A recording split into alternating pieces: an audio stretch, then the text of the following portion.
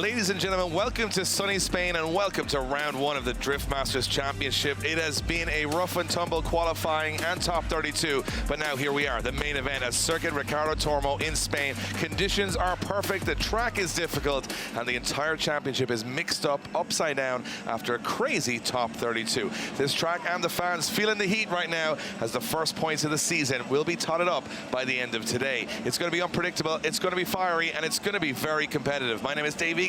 I'll be talking you through all the action alongside my good friend Ian Waddington. Ian, we don't know what to expect from this top 16. There's been wild antics all around this weekend, and right now we've got a lot of drivers starting to believe that they could be the winner of the first round of the season. Yeah, they do, Dave. The belief is real for most of these drivers, as we see there, Jakub and doing some stunts on track with Red Bull. These guys are believing. They've seen the big names going out, they've seen the big names fall in top 32, and now those mid-pack drivers, those guys that didn't really get the time to shine last year, they now are in the seat. Well, it's early days, so 6 rounds before we crown a champion this year. We're here in Valencia in Spain. Next up, it's Mondello Park in Kildare in Ireland on June 15th and 16th. Then we move to the Moto Arena in Finland for July 5th and 6th. Then it's Riga, baby. Riga Lafia, August 2nd and 3rd. And then we go to a new and returning track, Mariupol in Hungary on August 23rd and 24th. And then the big one, the final. 56,000 people will cram the Warsaw Arena in Poland to see who is crowned our 2024 champion. And right now, this season has started very unbelievable, right? Yeah. We've got a Kuwaiti taking top spot in qualifying, and Ali Makhseed shipped his car all the way from the Middle East, and he's sitting out there in front at the moment as the highest qualifier. He's also made it to top 16. Benediktas Čirba for Lithuania came second in qualifying. Lauri Heinonen continuing his form from last year in 3rd position in qualifying, and Peter Vjajcek in 4th. Well, then that's one story, but there's a lot more that happened since. So let's get caught up on things, because a lot happened while you guys weren't watching. Here's what happened. We went to qualifying, and Ali Makhseed, as I mentioned before, top qualifying with a 94.5, putting in a perfect lap around this track. Well, so many big drivers struggled with reliability issues and getting their car to work on this particular circuit.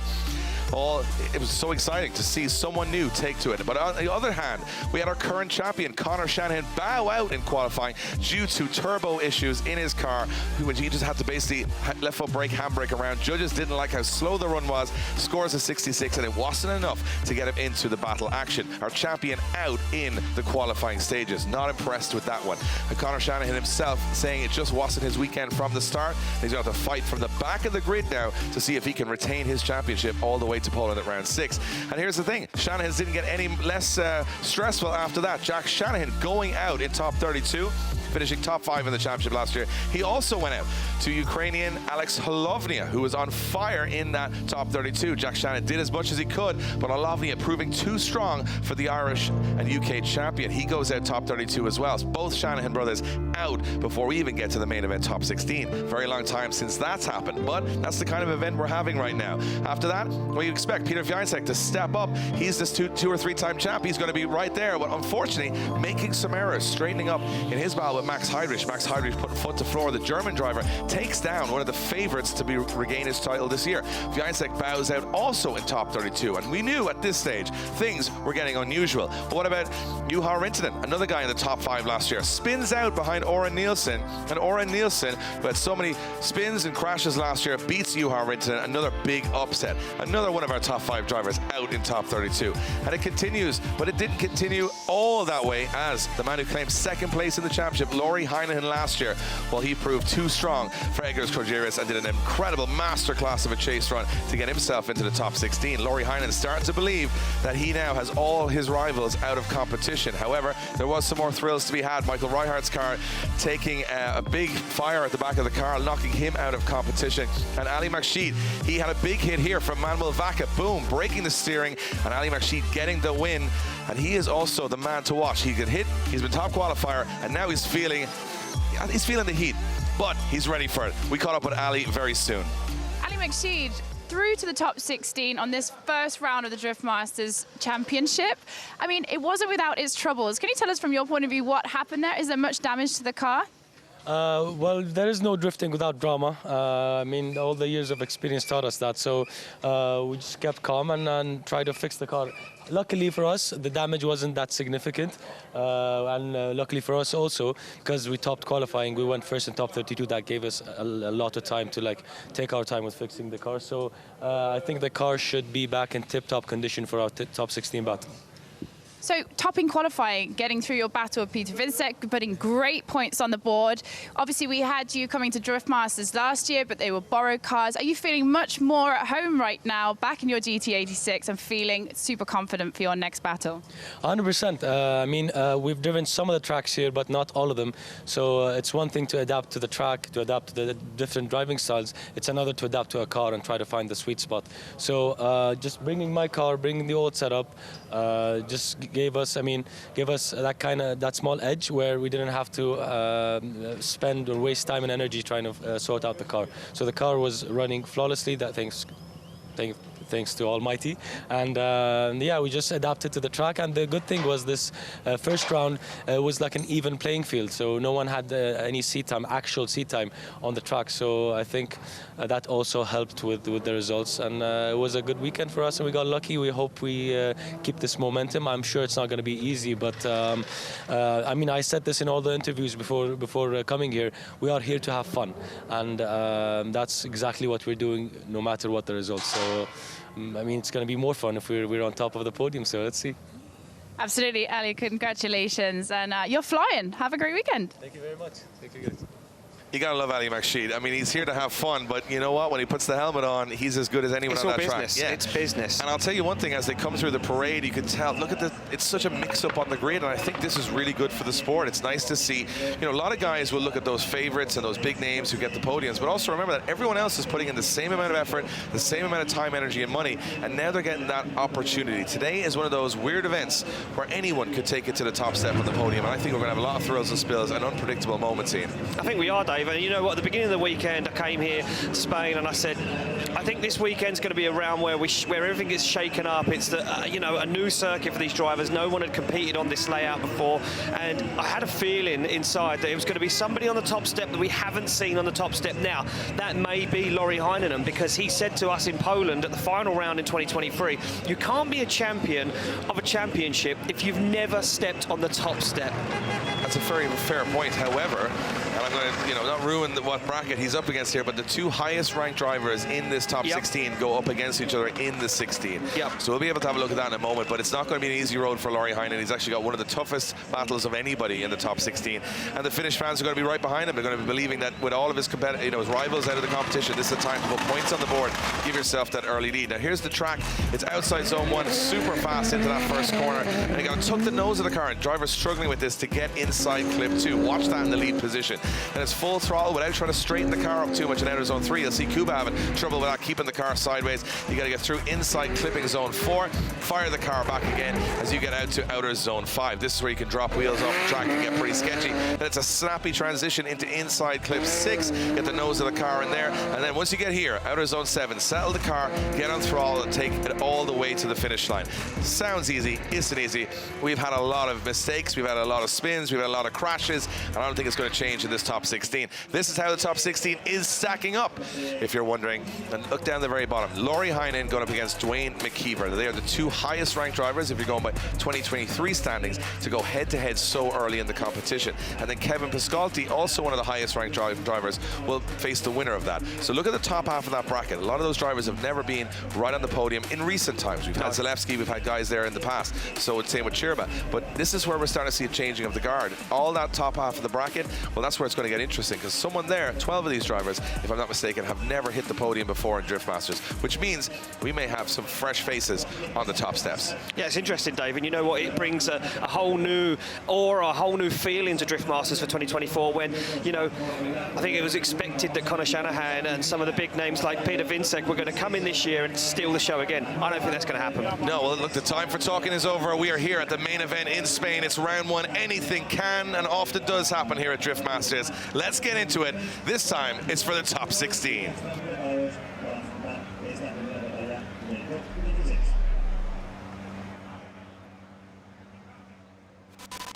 Well, let's kick off the action with the man we just interviewed with Becky. It is Ali Makhseed. Now, Ali, this is the dream weekend so far. He beat Peter Viansek in the showdown qualifying. He topped qualifying. He got through Manuel Vacca in the top 32. Now he goes up against Jakub Król, who also took down a big name in Juha Poitalak. So Jakub Król feeling very confident in this brand new setup. Two cars that these guys have never competed in before at a round of Drift Masters. Here they are feeling comfortable in the top 16. Makhseed representing Kuwait, Król representing Poland. And here we go. Marston on the start line, about to give them the word, and they're going full throttle into that first corner. First battle of top 16 is underway. Yeah, through the gears they go down. You can see Makhseed takes all the opportunity to use all of the track. Jakub Król makes a little dive in, gives him some room to manoeuvre though now as Makhseed pushes the throttle through the floor, and Jakub Król gets lost in a little cloud of smoke. He backs out of it ever so slightly, now starts to regain some lost ground, wobbling and wavering from both those guys as Jakub Król's bumper can't hold on to it, and he gets disposed by the cone as Król gets into the outside zone, but Makhseed looks absolutely dialed. The first place qualifier looks rock steady, Dave. Yeah, and you know what? It's a test. It's a test to both of these guys, how they handle that first run. I mean, it sounds weird, but you have that big break between top 32 and top 16 to meet the fans, to chill out, to get some food. And it's hard to get your head back in the game, get your concentration game back up, because you go pretty much from practice into 32. Now, it looks like Makhseed handled that much better. From initiation, I want to look at what happened to Jakub Król. The front bumper coming off the car. Can't tell exactly what happened. We're going to see here in the drone as they come into that first corner. Makhseed on that perfect line. Król gets very close. Gets lost a little bit in the smoke here. You see, I thought there might have been contact. Doesn't look like there was. Makhseed way outside that inner zone. I actually just noticed that. And Król getting pushed a little bit on the inside of the track. Now, as they transition back, it looks like Jakub Król's bumper just says, this is just too fast for me. I'm just getting out of here. And as he transitions back, he hits that cone. The Kevlar goes flying. And it looks to me like Ali Makhseed has a couple of wobbles in that lead position. Especially, the last section looked very strong. But when you look back on the drone shots, missing the inner zone at outer 2. And then, yeah. For me, it's just a little bit of mistakes in their lead. Is it going to be one that they deem has cost Jakub Król a better line? That's something we'll be able to talk to the judges about later on. But for the moment, I think this one's still wide open. Yeah, this one is still wide open, Dave, and I think you're right. I'm unsure. You know, the judges have already said that they're weighing heavily on that lead car to put down the perfect lead line, and that can upset the chase car in the chase position. I don't know. I think Jakub Król, personally, from my point of view, was making his own mistakes. There was some wobbles from Ali Makhseed, but hey, we've got to spin him around yet, and we need Jakub Król to lay down an incredible lead line. Ali Makhseed's got to step up here. I mean, qualifying is one thing, lead runs are another, but you've got to be able to chase. He never even got an opportunity to chase in his top 32 with Manuel Vacca having the big impact. Jakub Król and Ali Makhseed, no bumpers to lose here. Both of them gone now. So Jakub Król has been putting in some good lead runs. We watched him be very consistent, but Ali Makhseed's got to turn the dial here. If he wants to go all the way to the podium, you can't do it by just being smooth and steady. You've got to be aggressive. And at this point, that puts you in the danger zone of over-rotating, hitting someone, having a problem. Let's see which way he approaches it. They come down straight into that first corner. Yeah, he's going for it already as Ali Makhseed started to creep the start line, but it hasn't worked out for him. Now Jakub Król pulls away. Ali Makhseed's gone for a big initiation. He's going to have to try and dive through the smoke and find the side of that Nissan 200SX S15 as Jakub Król now fires down the circuit. Ali Makhseed playing catch-up. He's made an early transition to try and shortcut the circuit. Judges won't like that. He dives on the inside, but Jakub Król looks rock steady as he puts that Nissan 200SX in the outside zone. Ali Makhseed finds the door once again, but could it be too late? Oh, and Jakub Król just getting into a little bit of dust there towards the end. It is past the finish line, but Makhseed had to make a big evasive maneuver not to have a collision after the finish line. You know what? It switches so quickly here. Yeah. You know, we look at Ali Makhseed being so solid all the way through qualifying at 32. He makes errors here. Whatever happened on the run-up, he got left napping. Yeah, I'm just trying to look at the onboard now as he's, look, he had a misshift there straight away off the line. Oh, and he throws his hand in the air. That misshift cost him, Dave. That misshift costed him that little bit of ground. I think he lost second gear. Yeah. I think he had to go straight from first to third. Yeah, he misses a gear on the run-up. That's what happened. And I think that's going to be all she wrote, because as far as I can tell, he loses so much ground at that point that he probably is in the right gear for the rest of the track, but he's lost all the ground. He's cut the track. It is not what we want to see. And you look at Król, he misses that inside zone as well. But not a bad lead run from Jakub Król. No mistakes, no errors. But look at that distance. That's what the judges are going to look at. Big distance between the two cars. And Ali Makhseed might catch it up, but he's on the wrong side of the circuit trying to get there. So I'm going to say, from my honest opinion, this looks like Ali Makhseed. That misshift on the start line could be the end of this. Could be the end of this amazing run. Yeah, I mean, I don't know, though. I don't want to jump too far ahead in this one, because there were a lot of decisions earlier on, Dave, that me and you were very dead set on, and the judges went sometimes the other way. I think it's a driver error or a mechanical error on the gearbox, so it's something that the judges are going to have to take into account. He didn't have any proximity for the first half of the run, and I think that's what's going to decide this one. I mean, I don't see it going any other way. I know it's a big statement, but Ali just didn't bring the fight, and there was some mistakes on both sides. Who's going to go through to the top 8? In a brand new car from Poland, it's going to be Jakub Król getting the win. What a dream weekend for Jakub Król, building a brand new car in the off-season. Coming back, said to me he was frightened by the pace and the capability. He's not frightened anymore. He's not scared. This thing could go all the way to the podium. And unfortunately, our top qualifier, Ali Makhseed, bows out. And it was just that mischief. Losing second gear, the car popping out of gear, that's what cost him. Crazy. That's one small thing that's cost him that battle. And now we see Jakub Król, like you say, in that brand new build, making his way through to the Great 8. And look how excited he is, Dave. And, you know, I spoke to him earlier on, and he said, I've only done 10 laps in this car. I haven't barely driven it. Well, he's going to get a few more. He's going to get at least 12 because he's into the top 8. We move along to our next battle, and this is one that's going to be high pressure and high intensity. Kevin Pesur from Estonia, rising star through the championship for the last 2 years, made big statements in 23. He goes up against another man that's ready to make statements, Oliver Randalu from Estonia. And this is another 2 drivers that want that podium today. They'll have tasted it before, but this is never going to be as good an opportunity, but they got to go through each other to get there. I'm excited to see. We got the E46 yellow BMW, Oliver Randalu, Kevin Pesur in that M2. And this is going to be wild. This is going to be fast, and this is going to be for a spot in the top 8. Here we go. Yeah, look at this big flick across the circuit for Kevin Pesur, and Oliver Randalu keeps it calm. Look, makes a little dive on the inside there, trying to put the front end of that BMW up onto the door. He knows he needs to be in the pocket. He can't get lost in the smoke, and he isn't lost in the smoke. Very nice lead line so far from Kevin Pesur. As they look down for that outside zone, you can see Randalu taking the option not to go to it. Wants to keep the circuit as short as possible to try and keep that proximity, and he can't keep that proximity. He now makes a dive on the door, but he's gone wide before the line. Kevin Pesur looking rock steady. Yeah, I want to have a little look at that last corner, because to me it looked like Randalu made the dive, but the smoke from Kevin Pesur's car may have hidden the edge of the track, and I think a little bit like moving the red flag away from a bull. I think he just went straight through it and then maybe dropped 2 wheels off the track. Other than that, very clean run from both drivers.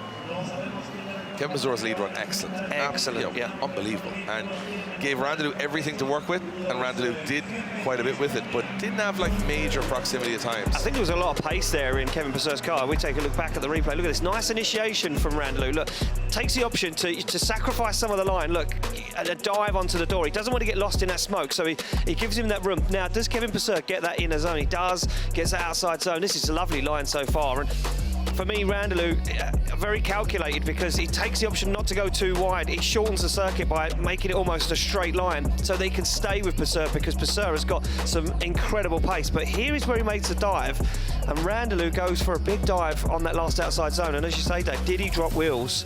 And that would be a big decider. That's what took Torjan out of competition earlier on. Yeah, well, whether he did or he didn't, it's still a mistake. So the judges will know that as they come across that final section. You can see Randalu here in the chase position. He's trying to come off power, and it does look to me like he puts maybe 2 wheels over. We'll see better from this angle at the end of the run. We can see Pesur's on the right line, Randalu kind of wildly swinging in the background, so not sure exactly what happened there. But either way, you're not going to take any points away from Kevin Pesur's lead run there. It's perfect. So still to play for. It is all still to play for, yeah. We've watched many of these battles today switch completely around on the second run, where Kevin Pesur can make a massive mistake here, so you just don't know. But Oliver Randalu will have to put down an equally good lead run, and that's a big task in itself. It is a big task in itself for these guys now, put under a lot of pressure.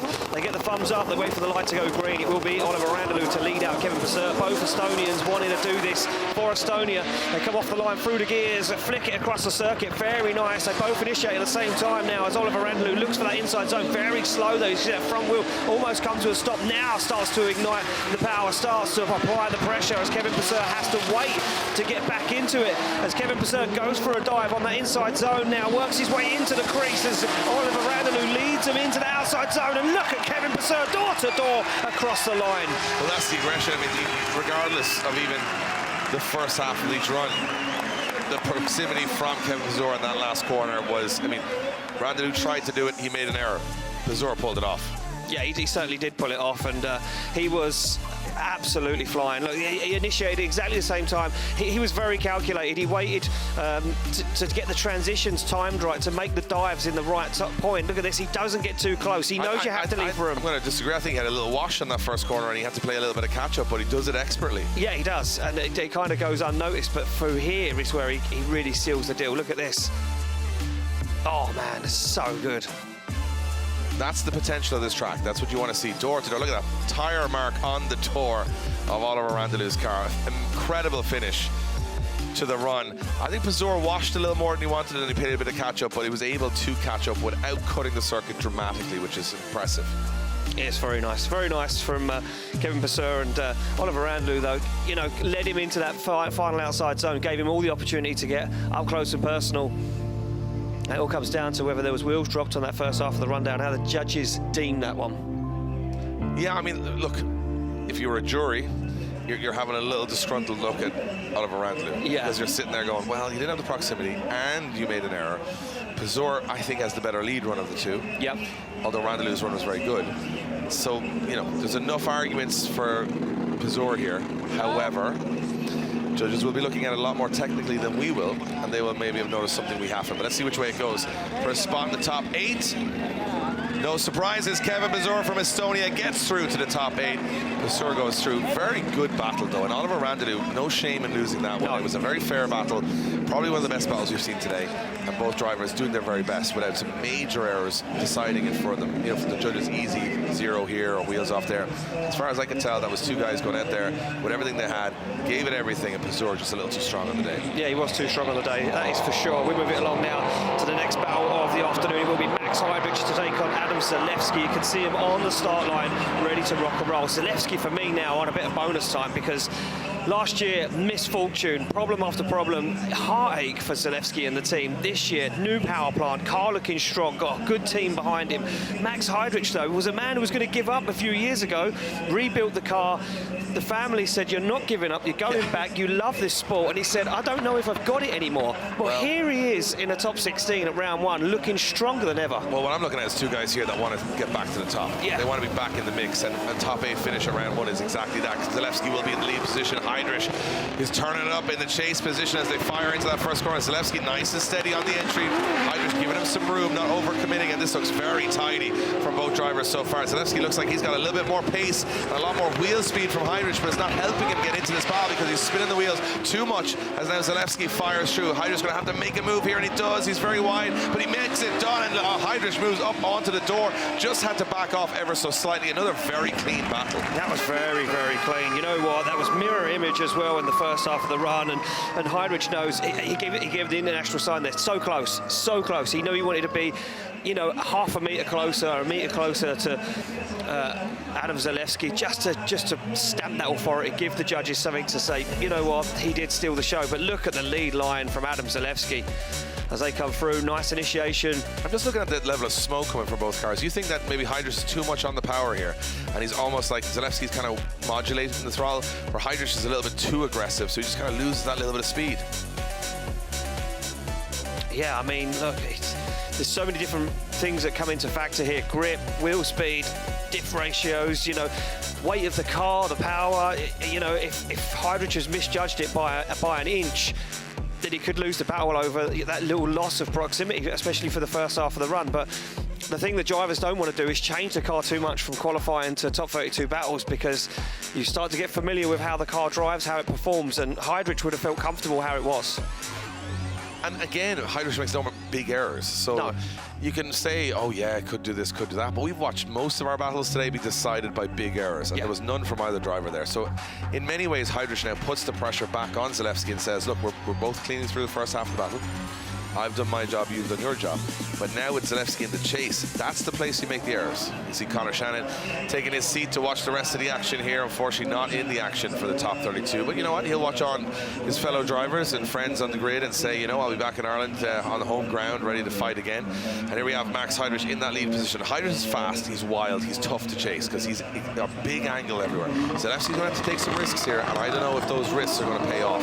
This is a game of chess. This is for a spot in the top 8. Zalewski from pole and chasing Heidrich from Germany. Yeah, well, he took a long run up in, did Zalewski, and now he's going to have to really prove himself as Heidrich off throttle for a very long time. Waits to get that car settled before he stands on the throttle, and you can see now the pace difference, the grip between the two chassis. Zalewski absolutely dialed on, and he threw way too much angle at that, did Max Heidrich. Missed that outside zone, and now you can see Zalewski once again, glued to the front wheel. As Zalewski struggles to dial the angle, Heidrich goes super wide, blows the cones in the air.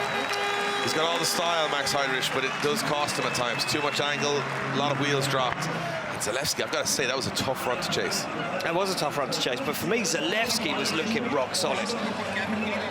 It's got to be said that chasing a car that's at sort of crazy angle and doing things like that, that's not easy. No. And from my perspective, that's going to give him a big advantage when the judges look at that and say Zalewski's lead a lot more predictable, a lot safer. Heidrich is far more exciting, but a little bit more unpredictable. Look how long Heidrich waits to come back on throttle here. He kind of sits, he's gone way too wide. He's missed that inner zone, which leaves Zalewski on the wrong line. Now, Zalewski kind of couldn't, I mean, the judges are going to argue, could he have done more with it? But he does get back in the fight again. But Heidrich here, watch another outer zone, completely missed. He's in the middle of the track. So Zalewski's essentially chasing. Look how close those transitions are. Zalewski's not backing down. He's got the aggression, and I think the lead run from Zalewski was better. Now, here's where he's already 2 wheels over there, Dave. He's all flirting with 3 wheels off there before the finish line. I think Max Heidrich just went Max Heidrich everywhere. He did a Max Heidrich. He did max angle, max commitment. Look at 90 degrees there, which is not actually the right way to do that corner. So, if he would have pulled it off, though, we would have said we would have gave him bonus points. He is Mr. Highlight Reel, but unfortunately, the highlight reel is only a montage. Oh, look at see that, the frustration, throws a hand in the air. He knows he made mistakes. He knows himself. Oh, and even his spotter knows. What did you do? Dropping 2 wheels at the end. That's the mind. I'm reading the mindset. Yeah, that's what I'm thinking. So I think this one might be, we had some very unpredictable calls from the judges in the top 32, and I think that's going to be the case where there's a lot of mistakes and crashes and bumps. But so far in the top 16, I think it's kind of just whoever drives the best runs. I mean, I think at the moment we've watched a very clean top 16 so far. I mean, we're only 3 battles in. I was just going to say, why? There you have it. Adam Zalewski gets the win. Zalewski's back in business for 2024, back trying to chase that championship. As Zalewski is pointing down, saying, "I'm not sure what I did in the transition there, but we got away with it." As Zalewski, new mindset, new engine this year, looking strong. Wouldn't like to be coming up against Adam Zalewski anytime soon. I mean, say bags a whole load of points at round 1. He has a top 8 finish, is a win. As obviously want to win, but a top 8 is enough points that it doesn't hamper your championship over the 6 rounds. So we're going to go down to Becky. Becky, you're down with Adam Zalewski. He's back in business. Adam, a fantastic start to your year. Obviously, a brand new engine. It can be a little bit nerve-wracking when you come out here, but how's that car running for you right now? It's really great. What can I say? It's been really amazing. I feel the car finally really good. We managed to get proper setup. I couldn't make any practice runs before because we had some other issues regarding the electricity in the car, but the engine is working flawlessly. You were telling me about the electric problems that you were having there. From what I can see, you pretty much have manual switches, no PDM, no ECU controllers there, just manual switches for fans. This was the issue we had with the with the device from PMU, from the ECU Master. Unfortunately, we had to bypass it and use the relays to run the engine without that because the PMU was shutting down the whole power in the whole car. So I couldn't really drive, and I couldn't make any single run basically in the practice. Well, Adam, you're flying now. Congratulations. We'll see you in the next battle. Well, you have it. Sometimes the old school is the best school. Switches and relays. Manual switches and relays gets that car working again, and it is Adam Zalewski. And I gotta say, the smile on his face, the confidence in his voice, we've been missing this from Adam Zalewski over the last year. He's looking pretty strong. We now move on to another man that's got all smiles and confidence. Orjan Nilsen from Norway has put a mark on this sword this weekend. It's a miracle.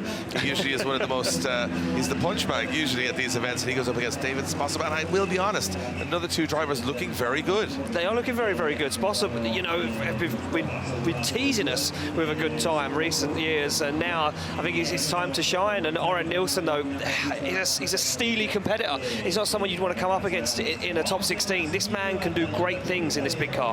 Orjan Nilsen going in as I would say, the favorite here, just from experience in the championship. But Sposób can upset the apple cart big time here as he chases in the Norwegian driver. Big flick from Orjan Nilsen. Sposób takes a late lunge at Nilsen, and this is pretty clean again for both drivers through the first corner, making this track work. You see Nilsen pushing wide. It's a really good lead run from Orjan Nilsen so far. As Sposób now has to start to make the move, and he does make the move. As Sposób now transitions, a little bit early, but it works for him as he goes wide again. This is really hard to tell if they're going to stay on the track. They do. Sposób has to dive to the inside of the track, and he gets there very late on the door. Very good lead run from Orjan Nilsen, and definitely still in the fight for David Sposób. Yeah, that lead line from Orjan Nilsen was clinical, Dave. Just the way he positioned the car, everything about it, I enjoyed every second moment of that. And for me, Sposób, there was a big lunge across the circuit from one of the inside zones. We're going to take a look back at the replay and see exactly where it was. But for me, Nilsen, I think he gave Sposób the opportunity to get up close and personal, and he didn't take it. Too many chances. No, this was a cautious approach. I mean, I would agree, because you can actually modulate more. You don't want to throw it all the way on the first Look initiation. At the shallow angle. He's almost driving straight there, Sposób. I mean, I think Nilsen's fast there. I think Sposób gets caught a little bit by the pace for Nilsen. And this is the lunge. Watch this. He always accelerates at such a speed. Look, he's on the inside of the circuit, and he goes boom, and then tries it again. Just tries to, out-initiate Orjan Nilsen into that final outside zone. It doesn't work for him because it puts him on the inside edge of the circuit. Yeah, I think what happened there is he transitions too early, and Orjan goes to the outside, he goes to the inside, and they don't want to see someone too far on the inside of the judges. So, look, there's errors there, not from Orjan Nilsen, though. I think that's probably, if he had done that in qualifying, he'd be sitting in the top 3. That was that good a run in the first. I mean, what's scary for Sposób here or anyone is that Orjan Nilsen is doing a better run every single time here. He's getting better. He's getting better as the competition goes on. But now he's in the chase position. His lead runs won't matter, and Sposób's got to do a good lead run. Now, we saw Sposób having some issues in the top 32 with that inside zone 2. He was just, like he had the car gripped up too much and he couldn't get the car to drift. This is going to be where he can't make errors like that. He's up against a flawless lead run of Orjan Nilsen from Norway. He's got to be flawless himself. He certainly has, Dave. Well, we wait for the light to go green, and here we go. Swapped them around. Lead and chase, ready to go. They get the thumbs up from both sides of the track. It will be David Sposób from Poland to lead in. Orjan Nilsen from Norway come through the chicane. Nice clean start from both those guys. And look at Orjan Nilsen. He's right on the back bumper. He's not letting him escape. He knows he needs to be in the pocket, and he is. As they start to get into it now, David Sposób wide though, and they can see how that's affected Orjan Nilsen. He's almost having to go straight for the outside zone, but now they start to work it back out again. Nilsen feels more comfortable. They get into it, and this is not a good lead from Sposób at the moment, as Orjan Nilsen throws big angle on it on the transition, looks for the outside zone. Now Nilsen starts to climb up onto the door on the rear quarter. Oh, he put too much angle into it. Did he over-rotate? I was just about to say he's pushing too hard towards the end, unnecessarily. Has he thrown it away? That's my question. Up until that point, that last 50 feet of that run, that's Orjan Nilsen's all day, but now I don't know. We need to see it from another angle. We need to see it from... So here's what I saw, Ian. I would agree mostly with what you're saying. In fact, I agree with all of it. Wow. I know. What a year. Misses the inside zone. That puts everybody on the wrong line. Sposób's on the wrong line and Nilsen's on the wrong line. So the chase car, if the lead car misses that inside zone, stalls up as like a rolling burnout. So you can't get on the door because they're going straight. Sposób makes an error, hits the inside zone, and Nilsen gets back in it here. Nilsen takes too much of a risk from here. He fires in on big angle and transitions very late, leaving him very little time to slow down for that last corner. So he comes in like boom, he's on the door again. Now watch Sposób. He's very wide on the track. Nilsen starts to wash into the marbles, and we're going to know from this angle. He comes through. He's going to... Oh, does he spin before the finish line? I think it is before the finish line. Yeah, that to me looks like he's lost control. I don't know. I don't think he over-rotated. I think he was still sideways, but was it 2 wheels off? So it is 2 wheels off. Joe just saying it is 2 wheels off. Yeah, it was. Look at that. Oh, he just about gets across the finish line. But it was wheels off. It's wheels off, but he does finish the run. So what does that mean? No idea. I have no idea. Yeah, so I don't want to know.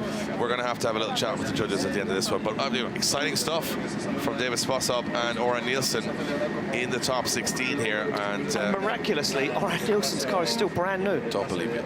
So Orjan Nilsen and Sposób. Who's going through? David Sposób gets the win, and he's going to be absolutely over the moon with this. The highest he's ever climbed in Drift Masters in his first full season. He was a wild card a couple of times before, but he's no wild card now. He's very much part of the furniture here. And Sposób, top 8 at round 1. Nilsen drops out. Quickly over to you, David. It was those 2 wheels for Orjan Nilsen, and pretty much an over-rotation at the end. Yeah, basically we are having now another Norwegian who is putting 2 wheels off and losing the battle in the last meters of his run. Orjan's lead was very, very nice. David's was not so clean. But anyways, the 2 wheels off incomplete mistake is just too big. There you have it. So we've had some protests from Torjan Kavia and Oort Nilsen that can we forget that the track is 50 feet longer than it is? Could we shorten the track? Shorten it. 60 feet and they'd still be in the competition. But hey, it is what it is. Right, but hold on to your hat. Oh, big one coming up. This is a big one. We've got Benediktas Čirba on the line, a man that looks and he's driving so confidently, but he's going up against Alex Holovnia from the Ukraine, who also is feeling and looking so confident. Took out Jack Shanahan in a slugfest on circuit. I don't know if Benediktas Čirba is going to lay down and let anyone walk over him this year. I think this is the year for Benediktas Čirba to shine. He's come close before, Dave, but he's never made it. Could this be the year? I watched the body language of Benediktas Čirba this weekend. He means business this weekend. Oh, man, he is here to win this event, and very much so is Alex Holovnia as they come through the gears. This one is going to be close. Yeah, this is going to be an absolute slugfest once again as they fire in. Look at the initiation from Čirba. There's no messing around. Full throttle straight away as Čirba gets himself into that zone. And you can see that Holovnia is not letting him get away. A little wobble from Holovnia as he avoids that inner zone. And now that's messed up the line. But Čirba not deep on the outside zone as they come back across the circuit into this final outside zone. A little separation as Čirba opens up the throttle and Holovnia makes a last dive on the door. Oh, some errors creeping in there, but very fast, very fluid from both. A couple of moments from Čirba. You were watching a couple of moments from Holovnia. It's tough to watch both cars at the same time. It's very tough to watch, especially when you have IQs like us. Yeah. There's a lot going on. One IQ, one car. That's all we can do. So I'm going to just talk you through it for me. The first corner, again, so crucial in these battles. Holovnia doesn't let Čirba get away, but he does wait till he makes his move. Straight line initiation in the chase. Gets up onto the door. This is beautiful from both drivers. They both get this. Now, just after that, I think Čirba has a little error. He straightens up a little bit. It's like the car grips up a little on it. He wants to push the car further down the track, but it actually grips up. And look how close Holovnia was. Fourth gear, one-handed. I know, it's crazy. But watch this from Čirba as he comes through here. So watch the front wheels, little wobble, little wobble there. When he transitions back here, handbrakes, and he's going to miss this zone pretty much, just gets a touch in it. So those are 2 errors from Čirba, but Holovnia not really bringing the fight to a certain degree for most of the run. He's kind of on the inside of the track. It's hard to see from the first angle, but like he's cutting the track massively to get back into it. But then would Čirba have been this far ahead if he didn't, you know, not go into the zone? So there's too many factors. There's too many factors. So Ian and I will just say, cool cars, cool runs, not our problem. Yeah. Judges, up to you. It's all down to you. There we go, everyone in the crowd enjoying it. Yeah, having a little taste testing there of the Red Bull. Just seeing. Having a swap around. Yeah, that's nice. That's I like that one. Yeah. You try that one. Yep. Cheers. Even a cheers. They found out which flavour was their favourite. Yeah, there we go. That's their own judging's going on up there at the grandstands. So Čirba, he is now in the chase position. He's going to know he's made an error here, I think. I think Čirba's clever enough as a driver to know he's not perfect there. Spot up like, oh, that was good. He wasn't close, but then you made some errors in your lead. You've got to be great here. So the only way I think Čirba can win this outright without any question, but a big long debate, is if he absolutely glues his car to the other one for the whole run. And for that, he needs Holovnia to be perfect. I was just going to say, but he's going to need Holovnia to lay down a 100-point qualifying run here to get that glued to the door. Here we go, through the chicane goes Alex Holovnia. Now they start to wind the cars up through the gears. They go down. Nice initiation from both guys. Nice and wide from Holovnia. Is he going to go wide? It looks like he might go wide for that inside zone. He does, and that's going to push Čirba right to the edge of the circuit. He misses the outside zone too, Holovnia. Maybe he's got that car up too much. Čirba through the smoke. Wheel to wheel on the outside zone. Čirba's coming for him. He's hungry for it. Pops through the smoke into that final outside zone. Čirba shallow angle, but he's up on the door. He's got the proximity as Čirba pushes Holovnia along. You know, that's exactly what he needs to do. He had to be close. He had to be brave. He did both. And Holovnia, the only way he was going to stay in the fight is if he had a perfect lead run, and I don't think he did. I think he missed the inner zone in the first corner, and I think that put Čirba in position where he's like, right, now I attack. Yeah, I think Čirba smelled blood in the water there, Dave. Watch this from initiation. This is going to be way more clearer from the drone, because the drone, it don't lie, Dave, we found that out. Look at this. Look at the line from Čirba. Čirba was actually on a better line in the chase position. He was going to get that inner zone, and you look what it done to Čirba here. He had to wobble and waver, and he had to almost straighten there to avoid those cones on that inner zone. Then he gets himself back in it, and you can see Holovnia not deep in that outside zone. And this is where, for me, Čirba really excelled. He kept that shallow angle, then started to work. As you see the left foot brake there of Holovnia, and that allowed Čirba to get right up onto the door. Oh, man, Čirba is so close in those chase position transitions. That's fourth gear, top of flat out. Top of fourth gear. What were we saying? What do you think wheel speed is on that track? I have no idea. Whoa, I missed that. That was so close on the transition. Even Čirba held his hand up a little bit there to say no. He got away with it. he just about got away with it. You can see what it means to the team. It's risk. It's back to that old one we love to say, Dave, risk or reward. Yep. And you can take the risk and go home, or you take the risk and you win the event. Yeah. You make the choice. And sometimes it comes down to timing, sometimes it comes down to luck, sometimes it comes down to just, it's your day. And right now you can see Benediktas Čirba saying hello to Alex Holovnia. And I think Čirba's going to be quietly confident here. He's got a grin on his face anyway, Dave. Here we go. Let's see who gets it, who's going through to the top 8. Benediktas Čirba gets the win and goes through to the top 8. All smiles from Benediktas Čirba. Alex Holovnia, no shame there. Really strong performance from him. And you know what? Going out in the top 16, not a bad start to the season for any driver. With so many drivers having mechanical issues or messing things up, you just want to get some points on the board, and that's what Holovnia did. You certainly do. You certainly do. You just need those points in the bag, and that, like I say, that's the foundations for building a championship. You can, if you're consistent and you can keep that consistency throughout the year, who knows? And look at that. Look at that face. Look at that confident face from Benediktas. He's still steely though. He's like, who's next? I'm happy, but who's next? Well, it's going to be one of these two guys on the line. Clint Van Oort to take on an untested Mika Keski-Korpi. Yeah, we know nothing about Mika Keski-Korpi's chase ability because he hasn't had one. By-run in his top 32. He goes up against Clint Van Oort, who narrowly escaped the jaws of Duane. Well, I spoke to Clint Van Oort in the break between top 32 and top 16, and he said we lowered the tyre pressures from 2.1 bar to 1.2 bar. Wow, and if you're, that's really soft. Just to calculate that for the people that may not understand that. That's pretty much he's driving on 2 punctures. Yeah, he's basically taken all of the air out of the tyres. He said he knew he was slow. He wanted to give Kvyat a better chase, but he just didn't have the grip.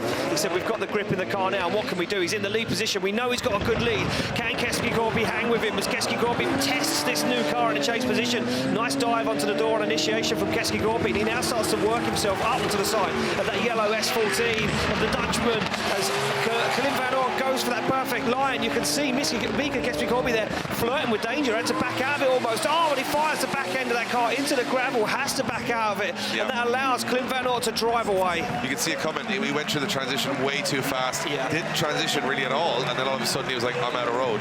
So hits the gravel. And Clint Van Oort, what a day for him so far. He's just, I mean, even regardless of what happened to Mika Keski-Korpi, that's a perfect lead run. It is a perfect lead run. Again, and he's been kind of doing that since qualifying. And a consistent man is a dangerous man. You can see there he's spot Olaf, a man that's been around drifting, European drifting for a very, very long time. Look at this. Keski-Korpi went for it though on the initiation. I think he scared himself a little bit and he hung back.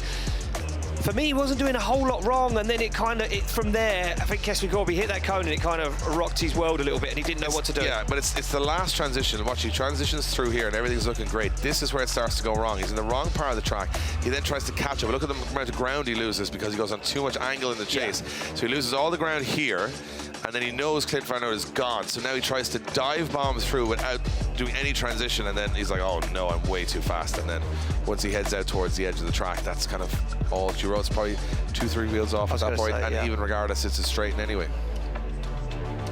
Look at Clint Van Oort, very calm, very collected. Very collected, yeah. This is a man, though, that's been driving this car now for a while. No changes, just testing the car, dialing it in, getting the feel of it. You know, very easy to keep changing these cars in the off-season day without testing or getting comfortable with them. And Clint Van Oort doing an incredible job by just keep driving this car all the time.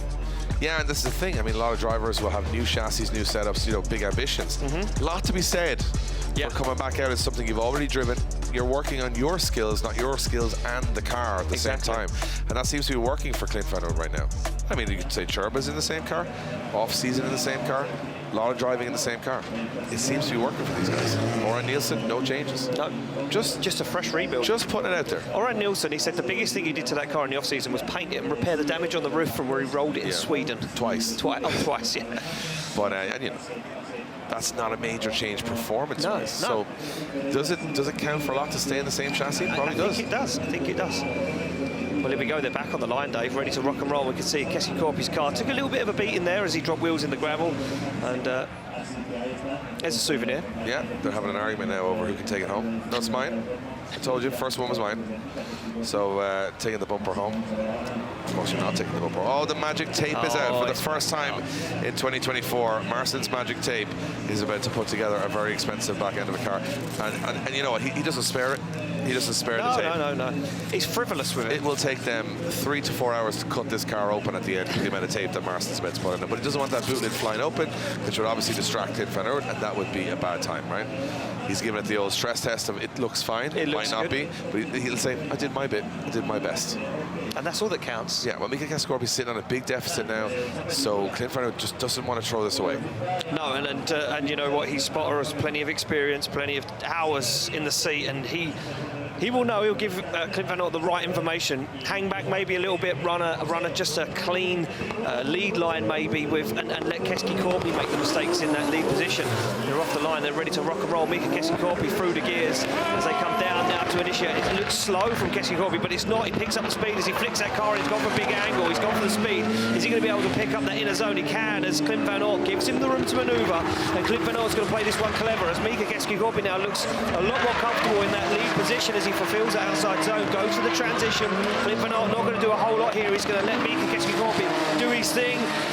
Clint Van Oort once again, look at this, sticks it to the outside zone, plays it safe, Dave, across the line. Yeah, I'm just thinking, you know, Clint's spotter Olaf, who's been a judge in drifting for probably, what, 20 years? 25 years? Yeah. He's been on the radio and said, Clint, I know you want to go on the door. I know you want to show everyone you're a great chase driver. But just for me, will you just hang back? You're going to win the battle, and 10%. then the next time you come out, you can do all that. But he's already been in the gravel. There's no point in throwing it away.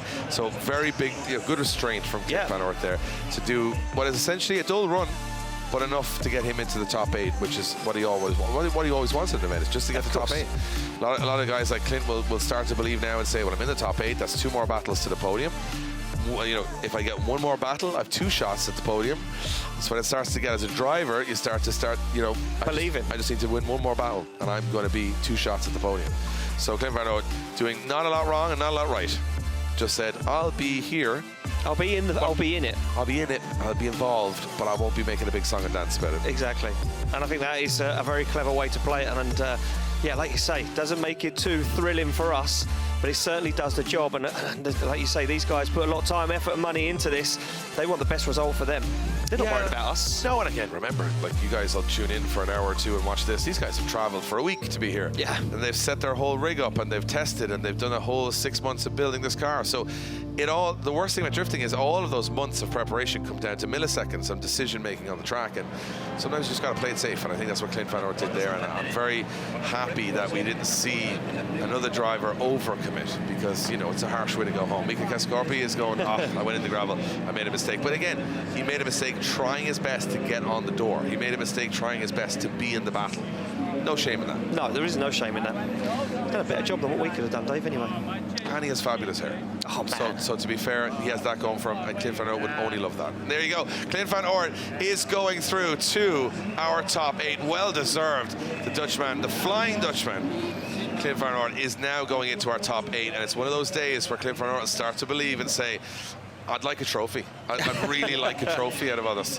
So Becky's down with Clint Van Oort. It's the dream weekend so far, Becky. He's into the top 8. Absolutely, Dave, a dream weekend so far for Clint. We were watching you there take on your battle. As you were coming into your chase run, you were making a few strategic decisions there. Wouldn't you agree? Yeah. No, we just need to get more grip in the car and see for top 8 if we can get the chase better. But anyways, we're through to top 8, so happy, over the moon. You must be delighted. This is the furthest you've got in Drift Masters in your career so far. Oh yeah, definitely. Yeah. I'm super delighted. Fantastic. We'll see you in the top 4. Clint Van Oort, he said, was there strategy? Yes. Not giving it away. Man of many words. Not giving it away. We saw it. It was that he said, I had no grip and I was just back a bit, but I didn't win the gravel. Sometimes that's enough. When he won't stop talking.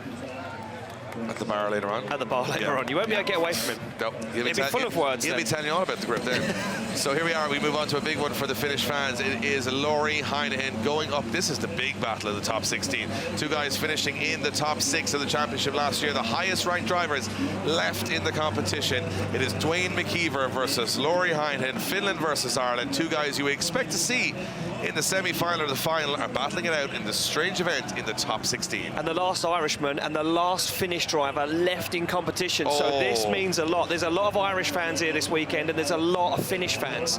And both of those finishing 1 and 2 in the Nations Cup last year. Oh, man. Oh, here's a big one. You can see the Irish fans and the Finnish fans are what's going to happen next. Lauri fires it in. McKeever, oh, contact on the entry. McKeever had to back out of it. Yeah, he did have to back out of it, Dave. He had to think about this, and that could have opened the door a little bit for Lauri Heinonen. He's lightened that car, he's put more grip in it, and now you start to see it unfold as he fires down the circuit. You can see McKeever hasn't really got an answer at the moment. He's going to have to make a dive into this final outside zone, and look at the pace from Lauri Heinonen. He didn't even lift off the throttle into that outside zone, and he drives away from McKeever. There's no catching him. There was no catching him. Once McKeever had to back out for a millisecond on entry, Lauri was gone. Man, absolutely how gone. fast is that car of Lauri Heinenen's? Well, if it had wings, it would fly him home. If you're outpacing Duane McKeever, that's a fast car. That's fast. There's very few do. Now watch the initiation. I just spotted it briefly.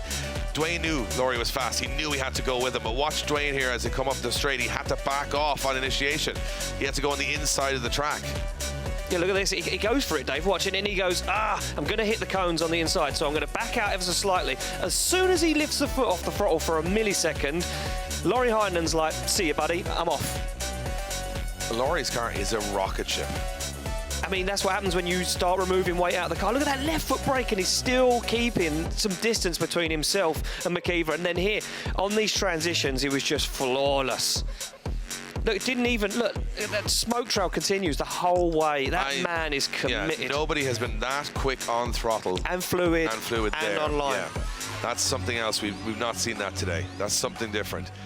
Maybe Lauri Heinonen has just stepped it up a notch this year, and what I love about this is he's been starting practice and not a mark on the car, no issues. He's in there doing the same run every single time, and Duane McKeever probably at a disadvantage in the lead position now, which is the hardest part. Yeah.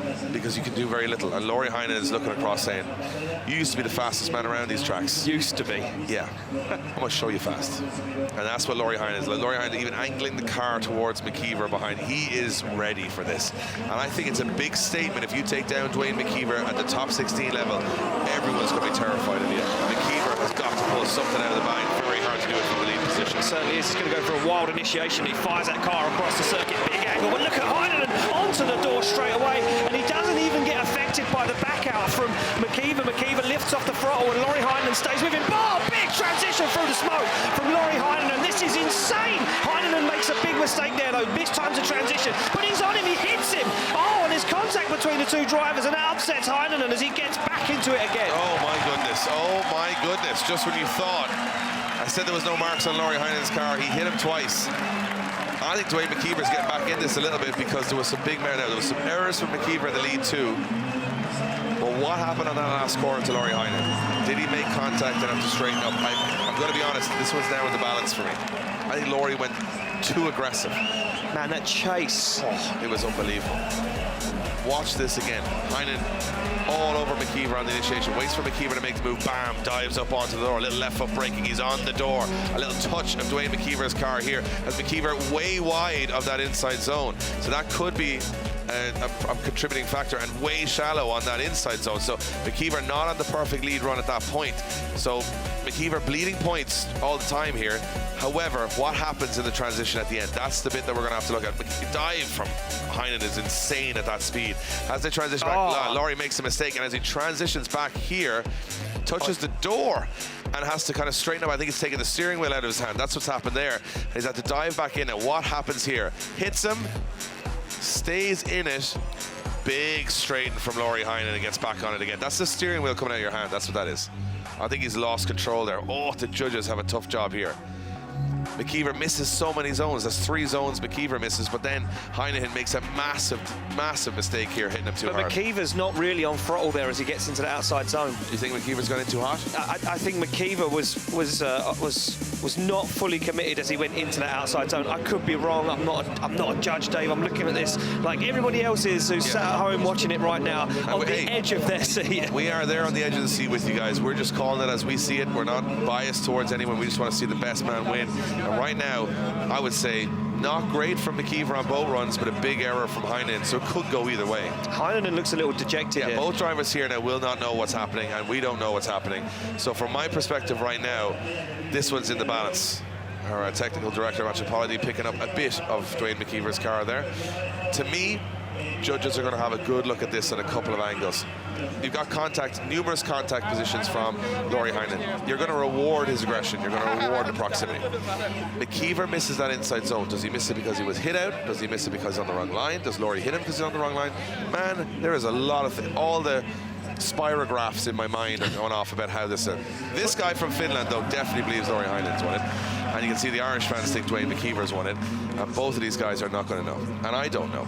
As many times I'll be quietly confident, this time I'm not sure. That straight from Lauri Heinonen at the end, that's a big error. Should have transitioned. But then you've got to look at it on the technical form as if they deemed watch this, McKeever's rear wheels, look, hardly any smoke, no smoke.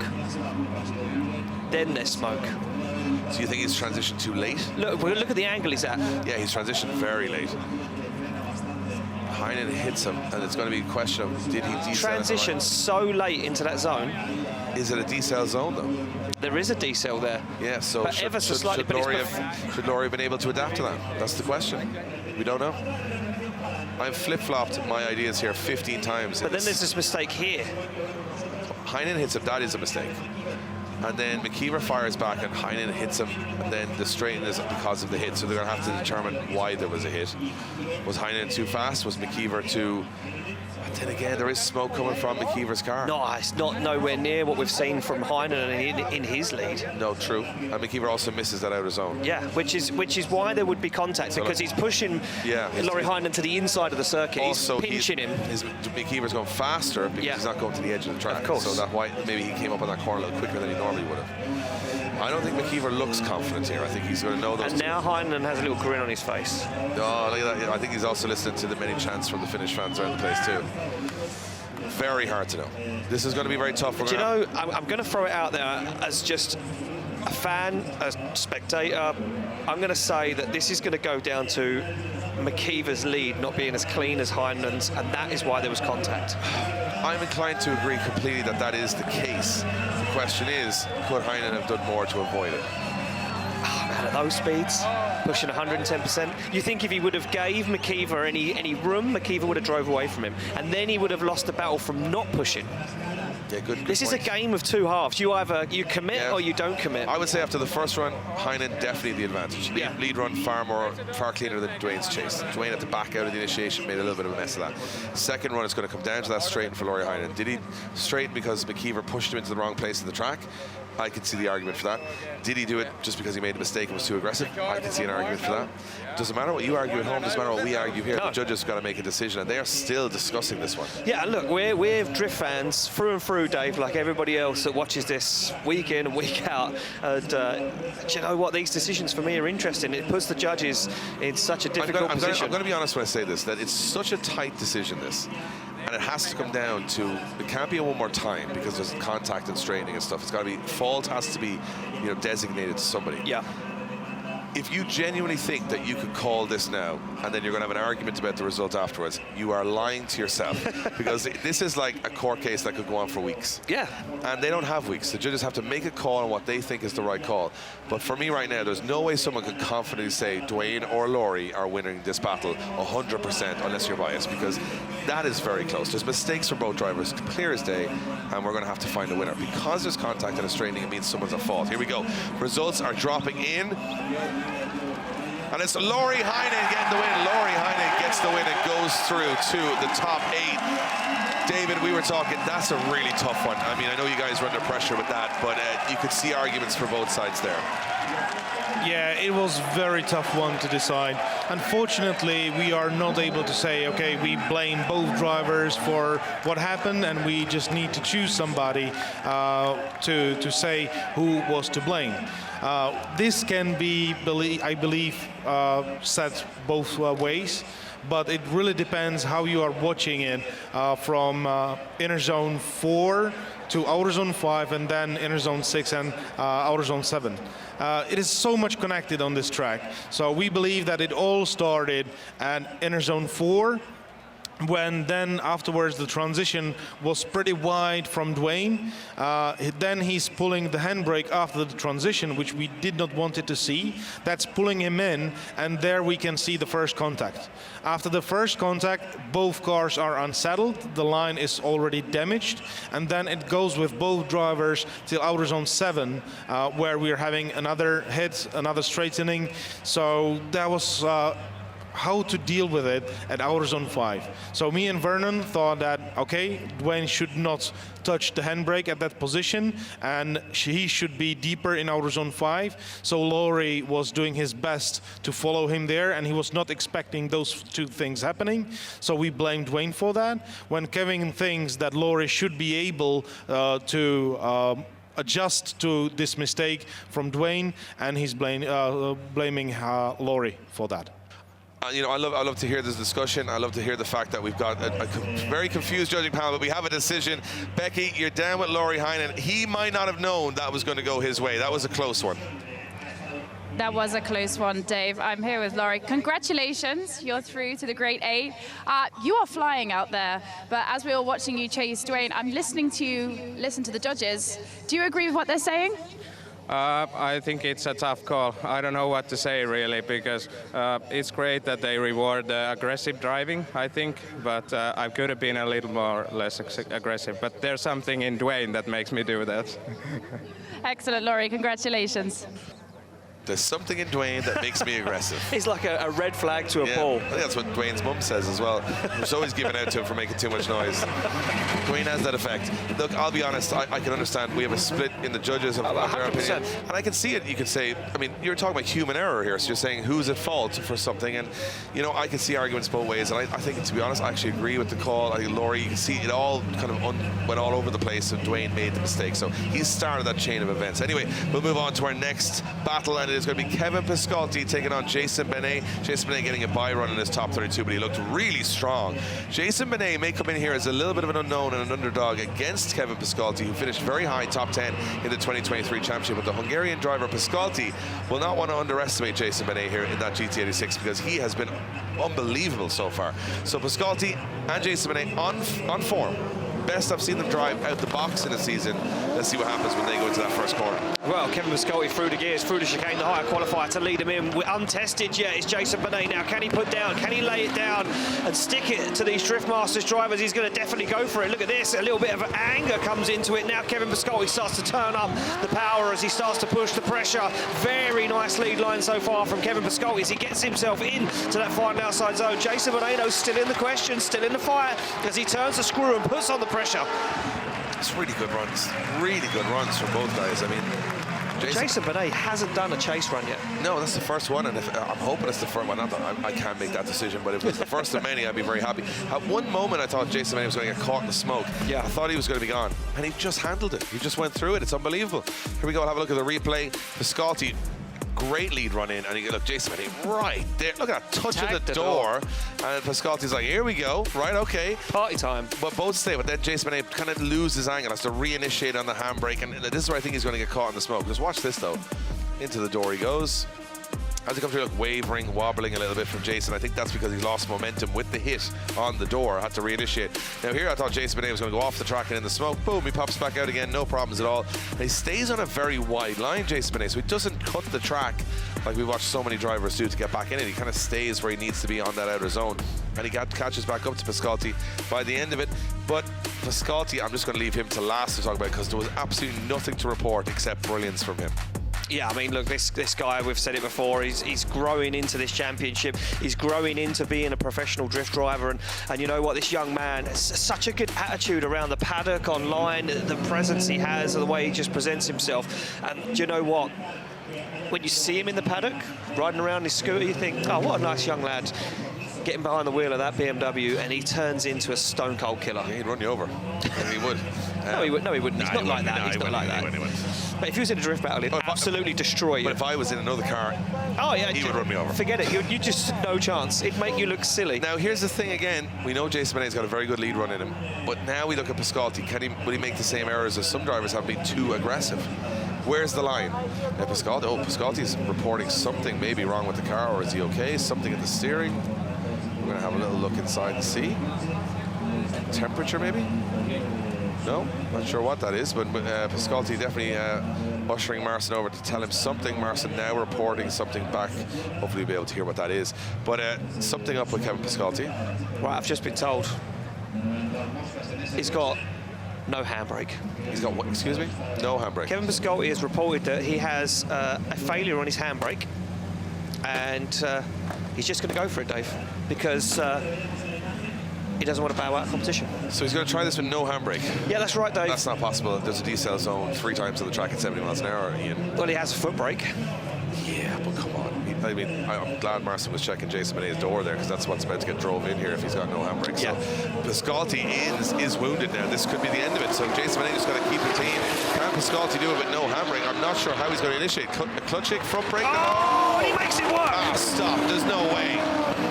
He just left foot braked into the first corner. That's insane. He has no handbrake, no adjustment. Kevin Piskolty, oh, he's no way of slowing down except for the front brake. How is he still in the battle? This is absolutely insane. And he's nearly there at the last corner. How is he keeping this together? That is absolutely unbelievable. I've never seen anything quite like that. Are you serious? That initiation, he pitched the car on a Scandinavian flick on the front brake instead of the handbrake. That's outrageous. That is absolutely outrageous. The fear in his own team's eyes there to go and do that. That's unbelievable. I have no words. How did he just do that? He just took one. Did you see the initiation? Watch this. He knew he had no handbrake, so he's like, okay, what I'm going to do is I'm going to go straight line, and then I'm going to clutch kick it. Clutch kick, and then I'm going to lock all 4 brakes by slamming the foot brake on to unsettle the car. So you might think, if you're at home, oh, his back brake's locked there. They locked because he slammed the front brake so hard, it actually locked all 4 wheels. And he slid on 4 wheels into the door of Banet and went, hey, it worked, watch this. I'll just pop the clutch and get himself back into it. He actually nudged Banet on initiation. That is wild. What a crazy man. I'd have given up. I'd have said, there's no way. I'm out of competition. No handbrake, you mental. How he modulates this, and Jason Benet does a great run, by the way, here. I know we're all looking at Piskolty, but Jason Benet's lead run is fabulous here as well, by the way. It's beautiful. Look at that. Unbelievable. But the proximity from Kevin Piskolty is flawless. He's with him every single transition. Like, watch, he has to slam the front brake is the only way he can slow here as well. And he makes it work. He makes that dive on the foot brake. He's left foot braking through that transition. There's a lot of drivers today that couldn't do what Piskolty did with all of the tools at their disposal, and he takes one away and still does it. Look at this. Locked. He's left foot braking pretty much the entirety of the track to keep the car balanced on the door of Jason Banet. This is silly stuff at these speeds. I wouldn't mind if this was Poland, where, you know, second gear, left foot braking. A little slower, This is proper, you know, 160k plus, you know what I mean? That's insane. Kevin Piskolty's a man, just a madman. But Jason Banet, I can't wait to see him. You know what? He didn't do much wrong here either. No, he didn't. And we've kind of counted him out of the fight for a moment. For a moment there, we were just so impressed with Piskolty. But let's be honest, Jason Banet did not make any errors for both runs. So we've had a moment of brilliance from Kevin Piskolty, but we've had 2 runs of brilliance from Jason Banet. Oh, it's a big bump as well when you look at it on the entry. And he pushes him wide. That now I'm on the other. See that? He hit him. See how quickly it turns? Yeah, he pushed him beyond the outer zone, and Jason Banet still gets an absolutely beautiful run. So, yeah, not as straightforward. I mean, we were just so impressed that someone did a run with no handbrake that we forgot about all the zones and the clipping points. Forget about the track and the judges. He did a run with no handbrake. So, I can definitely see how this is going to be tough. Definitely can see how this is tough. Gave him he actually used Jason Banet as the handbrake, really. Yeah. But then they both kind of survived the whole run, so I don't know. You can see Kevin just say, sorry, I just kind of used you as a brake there, Jason. Sorry, mate. Didn't have any brakes, so I said, you know what you are? You're my brakes. Jason's like, it's okay. We all got around. We're all smiling. We're all fine. Yeah. 2 incredible talents in this championship. I can't wait to see another 5 rounds, regardless of who wins. I can't wait to see these guys for another 5 rounds. Incredible drivers. That's just unbelievable, Dave. And the wave of new talent coming through all the time. You know, you go, who are these guys? Then all of a sudden you're like, oh, I'm a big fan of this guy. I'm a big Jason Banet fan now. 1 weekend in, imagine where I'm going to be in Poland. This guy's smashing everybody to pieces. Will you be in Poland? I would be there. You'll be in... Imagine where I'd be in my head. Oh, right, okay. In Poland, hopefully. Fair point, yeah. But we might have a decision at some point. You can see Kevin Piskolty He's locked on the board going, I think what's happening? this is going to go back to the... I don't know, because he pushed him out of that inside zone. He did affect Jason Benet's line negatively, but he did do it no handbrake. Oh, it's a split decision. It's a complete split decision, meaning it's a one more time. Have we ever seen that before? So it's one more time vote. Vernon went for... There's going to be a bit of discussion here. David, I'm going to go to you. So basically, you've fallen out with everyone around you, and none of you can agree on anything, and that was wild. Yeah, like a lot of things were going on. It was a lot of contacts, a lot of deliberation on both runs, but our discussion was mainly coming to the first part, where we are having red zone and then orange zone. In red zone, you're allowed to decelerate. In orange zone, you're still able to not be on throttle, but afterwards, you should be back on throttle. When Vernon was saying that we strictly need to follow this red zone, orange zone, and he was blaming Kevin for the contact in the second run, and also for him that he was staying too long in his first run when he was leading. When Kevin was saying it was not so bad, that he was already back on throttle in his first run, and in the second run that Jason was also not on throttle in the right position, so he was blaming in the second run for the hit Jason. For me, it was just too messy to find who is the winner, and we just need to see it one more time. Well, you got your wish, David, because it is going one more time, and let's hope someone has a handbrake this time, because, or maybe we take the handbrake out of Jason Benet's car and see just where make it fair. Just make it a fair fight. So yeah, that's going to go one more time. I think it's a fair call. Yeah. I would say, you know, we had an instant impression of Piskolty, just impressed with his ability, but then when I saw him hit Jason Benet, I agree, it's hard. We didn't really see that Jason Benet had slowed, was on the handbrake at outside zone 1. Yeah, true. Me and you both completely missed that. That's why we went out to judges. And fair enough. We are like people at home. We miss a lot. We see what we want to see. Yeah. Do you know what? I blank out all the negative. Yeah, we saw a man with no handbrake pulling off a chase run. And we were just blown away. It was enough for us. But that's not how the judges are. They've got to be very stone cold and precise and go back to their briefing and know exactly what that's all about. So I'm agreeing one more time, the right call there. So we get tires and wheels, of course, have to go together. You can't have one or the other. And tires and fuel on the cars. Fuel, yeah. And get them out on track. And maybe a handbrake? Oh, fancy. Just saying. Who needs a handbrake? Kevin Piskolty just uses the other car. Well, I mean, I used to play Gran Turismo like that. You just go into the first corner and just use the other car to slow you down. Yeah. I mean, Kevin's obviously played a bit of that as well. Just said, oh, just in the off-season. Yeah, smashing into me. I don't know, though, if he's going to get away with that again. So we are going to move on to the top 8 of the competition. Come back to them one more time. Between Jason Benet from France and Kevin Piskolty from Hungary. Ian, you having a good time, Ian? I'm having a good time. I'm having a real good time. I'm enjoying this because it's a little bit of a game of chess. Don't know what's going to happen. We do this a lot. We've been in Drift Masters a long time, and I feel like this is the most unpredictable round we've ever had, and I kind of like it, and I kind of like that there's people driving no handbrakes, there's people crashing out, there's things happening, spinning at the last minute. You never know. Oh, he's going to win. Oh, no, he's spun out. Oh, he's got no handbrake. He's still in it.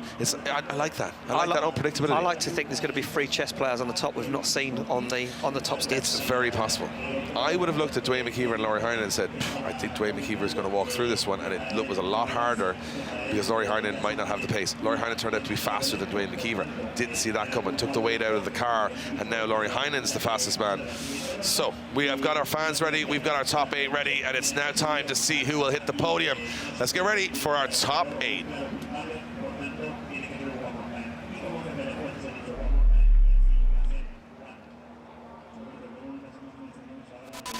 So we started with 50 drivers in qualifying. We went to top 32, top 16, and now 8 remain for 3 steps on the podium. And right now we go to our first top 8 battle with a shot at the semi-final. It's Kevin Pesur to take on Jakub Król. And Jakub Król might come into this again as the underdog, but it means nothing today because Kevin Pesur, he was on the ropes a little bit in his battle in the top 16, but Jakub Król feeling very confident in this brand new car. The Polish driver was all hooping and hollering after his top 16. He's in bonus time now. He's further than he thought he'd be in competition. So I think he's going to have less pressure on himself than Kevin Pesur, who definitely feels he should be on the podium, at least in the next round or 2. So this is going to be Kevin Pesur trying to win this one, but Jakub Król maybe going to be a little more relaxed and might help him get his rhythm in this. Let's see what happens. Well, there we go. 2 brand new builds off the line. Through they go, through that initiation and into it now. Jakub Król now looks for the side. Kevin Pesur's brand new BMW. Pesur seems like he's turned up the heat a little bit here. Seems like he's added some sauce to this car as he fires down, looks for this long outside zone, and he gets it. A beautiful lead line so far. Oh, and Jakub Król completely mistimes that transition. Puts the car on the inside edge of the circuit. Now he's playing catch-up as Kevin Pesur puts that car right where it needs to be. You can't do that. No. So they're there, he just drove through the cones, and that means that he was, I would say, flirting with a 0, because he's on a big straight in there. I'm going to say it is a 0, because I'm going to say that if he was on the inside of the cones, he was drifting the wrong way. Oh, big statements. Just how I see it. That's just Good my thing. Your opinion POV. counts for nothing. POV, my point of view. Yeah, so it was clean at the start, though. Król came in, did his job. Got, you know, he's up in his business. He's good. I think good chase. I mean, listen, I just want to see this inside zone from Pesur. Does he get there? Yeah. He does to a certain extent. Król gets lost in the smoke a little bit. Yeah. Król goes wide. Pesur goes wide too, but not dramatically bad. And then as they come through here, it looks like Król transitions way too early. He transitions way too early on the track, putting him in. Yeah, it is like an opposite drift through that section. So it's 2 wheels off for Jakub Król. 2 wheels off, not an opposite drifting. Not going to say you were wrong, but you were wrong. It's first time today, so, you know, I'll take 1 L. I'm sure it's the last time you'll be wrong for the season, surely. Right? Yeah. I've turned over a new leaf. I'm surprised you haven't been wrong more already. I'm going to say he was drifting the wrong way. Kevin O'Connell doesn't know what he's talking about. Let's just, and he's shaking his head at me saying, you know what, it's been a long off-season. He's forgotten about drifting. Yeah, I think, you know, between you and Kevin O'Connell. He wants to swap. No way, Kev. Way too comfortable here. I like this chair. You make no decisions. Yeah, no. Big opinion Waddington, they call him. Yeah, I've got the big opinions, and I'll put my point of view out there. But you know who loves big opinions? People with no consequences to them. Exactly. That's where you're at, because you don't have to eliminate anybody. So you can see the fans have a little debate themselves. They're obviously talking there about that opposite drift, and they're saying, oh, they might be talking about ice cream. You just don't know. Oh, I feel they're having, yeah, imagine ice cream. There's a really nice ice cream van here. Well, after the podium. Will you treat me? You know what? You've been through it all today. Oh. So we get the trophies handed out, we'll get some ice cream, and we'll give them to the drivers. That's what we'll do. Okay. Here we go. Jakub Król in the lead position. Kevin Pesur now in the chase position. Oh, an early initiation from Pesur. A big angle from Król. Król has to wobble a little bit as Pesur now. Oh, Król is way out. He's 4 wheels off the track. Oh, it's going to be an overtake. It's going to be an overtake, which we haven't seen on this track, and I never thought we would see on this track. I think, did Król get a cone under the car on the initiation or something that stopped him actually being able to drive? I think there's maybe an issue with Król's car because he was on and off the front and you could see it lifting up, dropping, and that would have said to me that he's either down on power, there's damage maybe. I think he took a cone. Do you think he took a cone? I think a cone got stuck under the car. I'm just going to put it out there. Okay. Could be wrong. I wonder if when he hit the cones, he took damage to the intercooler, and I wonder if the car's running 110%. I don't know what's happened here, but I'm going to have a look at the instant replay, and I think just when he stopped up, there was a load of cones just fell down around him, so I presume he was carrying something with him, a foreign object, as they say. There we go. Let's have a look. Have a look at Jakub Król's car. What happens here on initiation? He comes in very late. Does he hit something? No, doesn't look like he hit something there. He's on and off. Yeah, look, he's got no power. Yeah, he's got no power. He hits these cones. Yeah, that goes under the car. So that actually was just, something's wrong. It looks like he just didn't have the go that he thought he'd have. Yeah, he's on and off. Look, he's kicking the car and it's just not doing anything. It's not going anywhere. Now, I really thought there was going to be a collision here because he kept going, whoop, better get out of the way here. Let's see, it goes into the first corner. Look, kicking it. Yeah, something's all right. Yeah. Yeah, the car has no power. Could be a clutch. Could be something like that. Something just, no, it looks like he's trying to turn the car back on again. So something died and he's going to be dejected from that. That is not the way you want to exit the competition. Whatever about, being too aggressive or spinning or hitting whatever, just the car letting you down is the worst. Especially the tail of the weekend, especially when you've got to the top 8.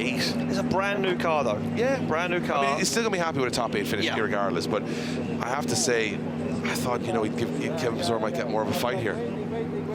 But it's going to be decided straight away. And it is going to be going through to the top 4 at round 1 is Kevin Pesur from Estonia gets the win. Cool as the other side of the pillow. Just, seeing the semi-final. Going to beat them too. Another win under the belt. Look at this. Estonia now starting Represent. Estonia are going to get themselves into the cup here. They're I'm just saying, they don't have a whole lot of horses in the race. That's they've got a very fast one. But they've got 2 fast ones. Yeah. So we'll go back to the one more time in our top 16 between Kevin Piskolty and Jason Banet. Couldn't sort it out. Wonder, does Kevin Piskolty have his handbrake fixed? He might have, he might not. We just don't know. They're currently pouring air in the headlight to try and cool the car. No, that's a camera. Oh, the camera in the headlight, yeah. It's a good shot, that. That's a very good shot. A very good shot. And here's Kevin Piskolty. Let's see if he has a handbrake. He looks confident.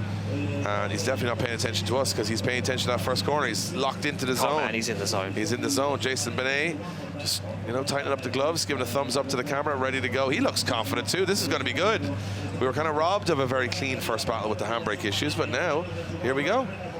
Kevin Piskolty from Hungary in the lead position. Higher qualifier, Jason Banet from France in the chase position.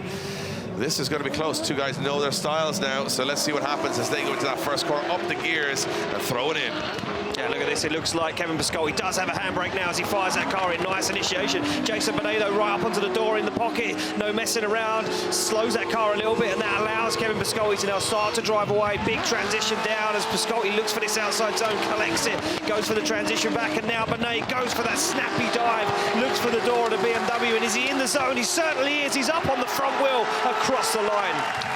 Welcome to Drift Masters properly, Jason Banet, because this new GT86 is unbelievable. He is just a firecracker in that car. And look, we know Piskolty's probably got the pace on him there, especially through the sort of first half of the course, but he didn't give up on that one bit. He came right back at him towards the end. Oh, he certainly did. Look at this as they come down for initiation. Kevin Piskolty, textbook as always. Yeah, I don't think that handbrake is still working 110%. You can see he pulled it. There was only a little bit of smoke there. He had to go on the foot brake as well. But for me, Jason Banet there got lost in the smoke, had to make a little correction before he come down to this second inner zone. Transitions the car back. Down, misses that outer zone. He's shortcutting the circuit here as Jason Banet in the smoke, and he's Kevin Piskolty's sister there. I think she's spotting as well. I'm just listening in on the radio maybe as she's gritting her teeth, wishing that Kevin Piskolty can hold on to it. Wishing Jason Banet would go away. Look at this French guy. Leave us alone. Just stop being so good. Jason Banet doing a great job, and again, I feel Kevin Piskolty is under pressure now. Again. And I'm only saying that because Jason Banet not ranked as high in the championship as Kevin Piskolty is. And you've got to go by those facts and figures. Piskolty's had many top 8 finishes, high qualifying runs. Jason Banet hasn't had that moment to shine yet. This could be it. Imagine Jason Banet gets into the top 4, goes to the final, out of nowhere. He's now the big name. Stop it. I'm just saying. Stop making stories up. I'm just saying, stranger things have happened. They certainly have. So now Jason Banet is in the lead position. Piskolty, whether he's got a handbrake or not, is going to have to glue it to the door of the Frenchman as they go into the first corner, because he has had a pretty solid chase run. Jason Banet going over. It's going over. We're going still. They're still going to go for it, so I don't know if this run is going to count, Dave, to be honest with you. There was cones down from Jason Banet. Nevertheless, these guys are going to try and fulfill this run, and this might have to go again on this half of the run. Jason Banet, though, doing a very nice lead line as Piskolty. What's Piskolty got? Can he get himself back into it again? He does, up onto the door through that transition. Nice from Piskolty, but who knows if this run is going to account for anything, Dave? That's going to be down to the technical director. It's going to be decided, did they get an advantage from the cone down or did they let them go? So I don't know exactly what's happened there. Either way, we'll take it as a live run, and it looks to me like Kevin Piskolty did pretty good. You can see the marshal signaling for the cone. Oh, and the light is flashing. You see it on the left-hand side of your screen there. So that would have been a restart. I don't know, Dave, if this is going to count. To be fair, though, we know very little. And then you have to answer the question of, do they have the tyres to do another? Oh, I don't know. It's been one of those days where they put us up here. Oh, they're the experts. Who could be an expert at this? They know what they're talking about. No, we don't. Everything is random drifting. There's too many. Look at Kevin Piskolty. How many variables can there be in one sport? Piskolty's in it, though, isn't he? He's there. He's all up in the business of Jason Banet. Look, he's even transitioning before him. He's predicting what he's going to do, and he's putting the car exactly where it needs to be. For me, Piskolty hasn't put a foot wrong all weekend. It's been textbook, absolute textbook. Look at this. Our cameraman with the slow-mo camera, he just finds these little locations and says, I'm going to go here. So you got lost in the forest, and they said, oh, car's coming, turn the camera on. There's fruit trees there, I believe. Maybe he's picking a couple of fresh apples. Yeah, just having a nice time in the sunshine in Spain, like we all are. And so are these amazing fans here. So it looks like we are going to the decision. So that run is going to count. And we are going to have a decision between Jason Banet and Kevin Piskolty. So we are ready to send them, and it is going to be a decision for a top 4 place. And it is going to be Kevin Piskolty getting the win and going to the top 4. And you can look at that. That's what it means to him. He's in the top 4. He's never been in the top 4. Sorry, grade 8. My mistake. Oh, sorry, Dave. One more time. Sorry, grade 8. Sorry, everyone. You know what? We're trying our best. Dave's just getting excited. I'm very excited. Kevin Piskolty is into the top 8. Look at that. Look what it means to him. He's very excited about it. I'm very excited for him. Hey, look at this banner. Yeah, Kevin O'Connell fan club. #1 judge. Yeah. So yes, he's still in the. There is an Irishman in the competition. There's only 2 of us left in the competition at the moment. Me and Kevin O'Connell. And do you know what? You'll both be on the podium. You'll both be on the podium. We will, shaking hands with the people that are not from Ireland, unfortunately. So here we go. It is going to be Kevin Piskolty. He nearly blows the car up trying to get out of there as quick as he can. I've got to say, with the whole hijinks with the handbrake, he deserved that. The chase run was flawless. Yeah. And then say hello to Jason Banet. He'll be back for sure. We move along. Adam Zalewski. Now we are in the top 8. Yes. That was the top 6. The second battle. Very excited there. This is the second battle of the top 8. That's it, Dave. That's how it works. Cool. Yeah. So David Sposób, he's been kind of just mowing through everybody right now. So Adam Zalewski, 2 Polish drivers, or 1 Polish driver definitely going to be in the semi-final. Yes. And there is David Sposób's dad looking, couldn't look more nervous. He's like, everything's fine, everything's fine. He's a little bit nervous, and he'll know Zalewski inside out as well from all their Polish competition. So he's going to know this is the toughest battle of the day so far for David Sposób. And Adam Zalewski knows he could be back in business here if he beats him. So here we go. It is for a spot in the semi-final. Here we go. Look at this. Sposób onto the back bumper of that GTA 6 as Adam Zalewski fires in. He's gone very wide, though. I think he's going to miss that inner zone. He does miss that inner zone, and that leaves Sposób in an awkward position. Now starts to lose ground, and Sposób just avoids that inner zone as Adam Zalewski fires through the circuit, picks up this inner zone though, now transitions back, Sposób's back with him again as they get into this final outside zone, the long drag up the hill as Sposób puts it to the door across the line. Oh, you know what, gave him a fight. Brought the fight. I think David Sposób growing in confidence run by run here, and also a little bit of shadow on the track, a few clouds, which means track conditions are cooling down. The grip levels are going to get a little bit more manageable for these drivers. We might see that not be as big of an issue. But look at this. Zalewski throws. Sposób not showing his hand too early, waiting to see what Zalewski does, and then he goes to the inside. Look at Zalewski, goes way wide and still doesn't manage to bring it into that inside zone, Dave. No, he does not. So Zalewski misses that inner zone. Sposób follows him down. From there, Zalewski doing a pretty good job everywhere else. This is really nice from Zalewski. Look how wide he is here. Boom. It fills the whole zone on the edge of the track. Look at this, you can see in Zalewski's car, stone cold. Not a lot of movement. You always think when you see all the smoke and the action on the outside that there's a lot going on inside, but sometimes it can be quite boring. It can be quite minimal, and if it's minimal, it means they're not panicking. So if you see a lot, it means someone is doing something they didn't expect to do. So your hands are not meant to everywhere when you drift? No, that's why it never worked for you. Too many hands everywhere. Right. But look at this, Sposób not being left for dead at the end. He made a brave dive into that final outside zone. He knew. If he didn't, I think that would have been the end of it. Look how good that car looks. It's very low, and it's very cool. And you like a low car. It works, and it's low and it works, and it looks cool. It's enough for me. Take the stickers off, drive it home. That could win the show at Vol Race here tomorrow. It could. It's that beautiful a car. I actually think that it's the nicest S15. I've seen some S15s at the show, not as nice as that. Yeah, I know. Just put it out there. Yeah, had a walk around earlier. There's a couple out there. That is a very cool car. And not to take anything away from Zalewski's car, which I think looks absolutely spectacular this year in the red and the orange fade. Looks really good. So here we go.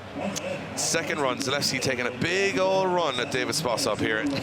I mean, that's as far back as anyone's been. It's as far back as anyone's been and as anyone wants to be. He's going way back here. So look at the nerves of David Sposób's dad as he comes off the line. This is unprecedented territory for the Sposóbs. They're higher than they've ever been before. And Zalewski's spinning wheels to try and catch him. Yeah, he's overtook him. He overtook him almost before initiation. And Zalewski wants this one. He knows Sposób's fast and he wants to apply the pressure. Sposób picks up that inside zone. He's tagging the rear quarter. And Sposób makes a wobble as he goes for the outside zone. They both make a wobble as they come down the hill into the outside zone. Sposób misses it now. And Zalewski almost shortcuts it, almost drives straight through it. Dives up onto the door. Does Adam Zalewski? Oh, and he makes a big understeer.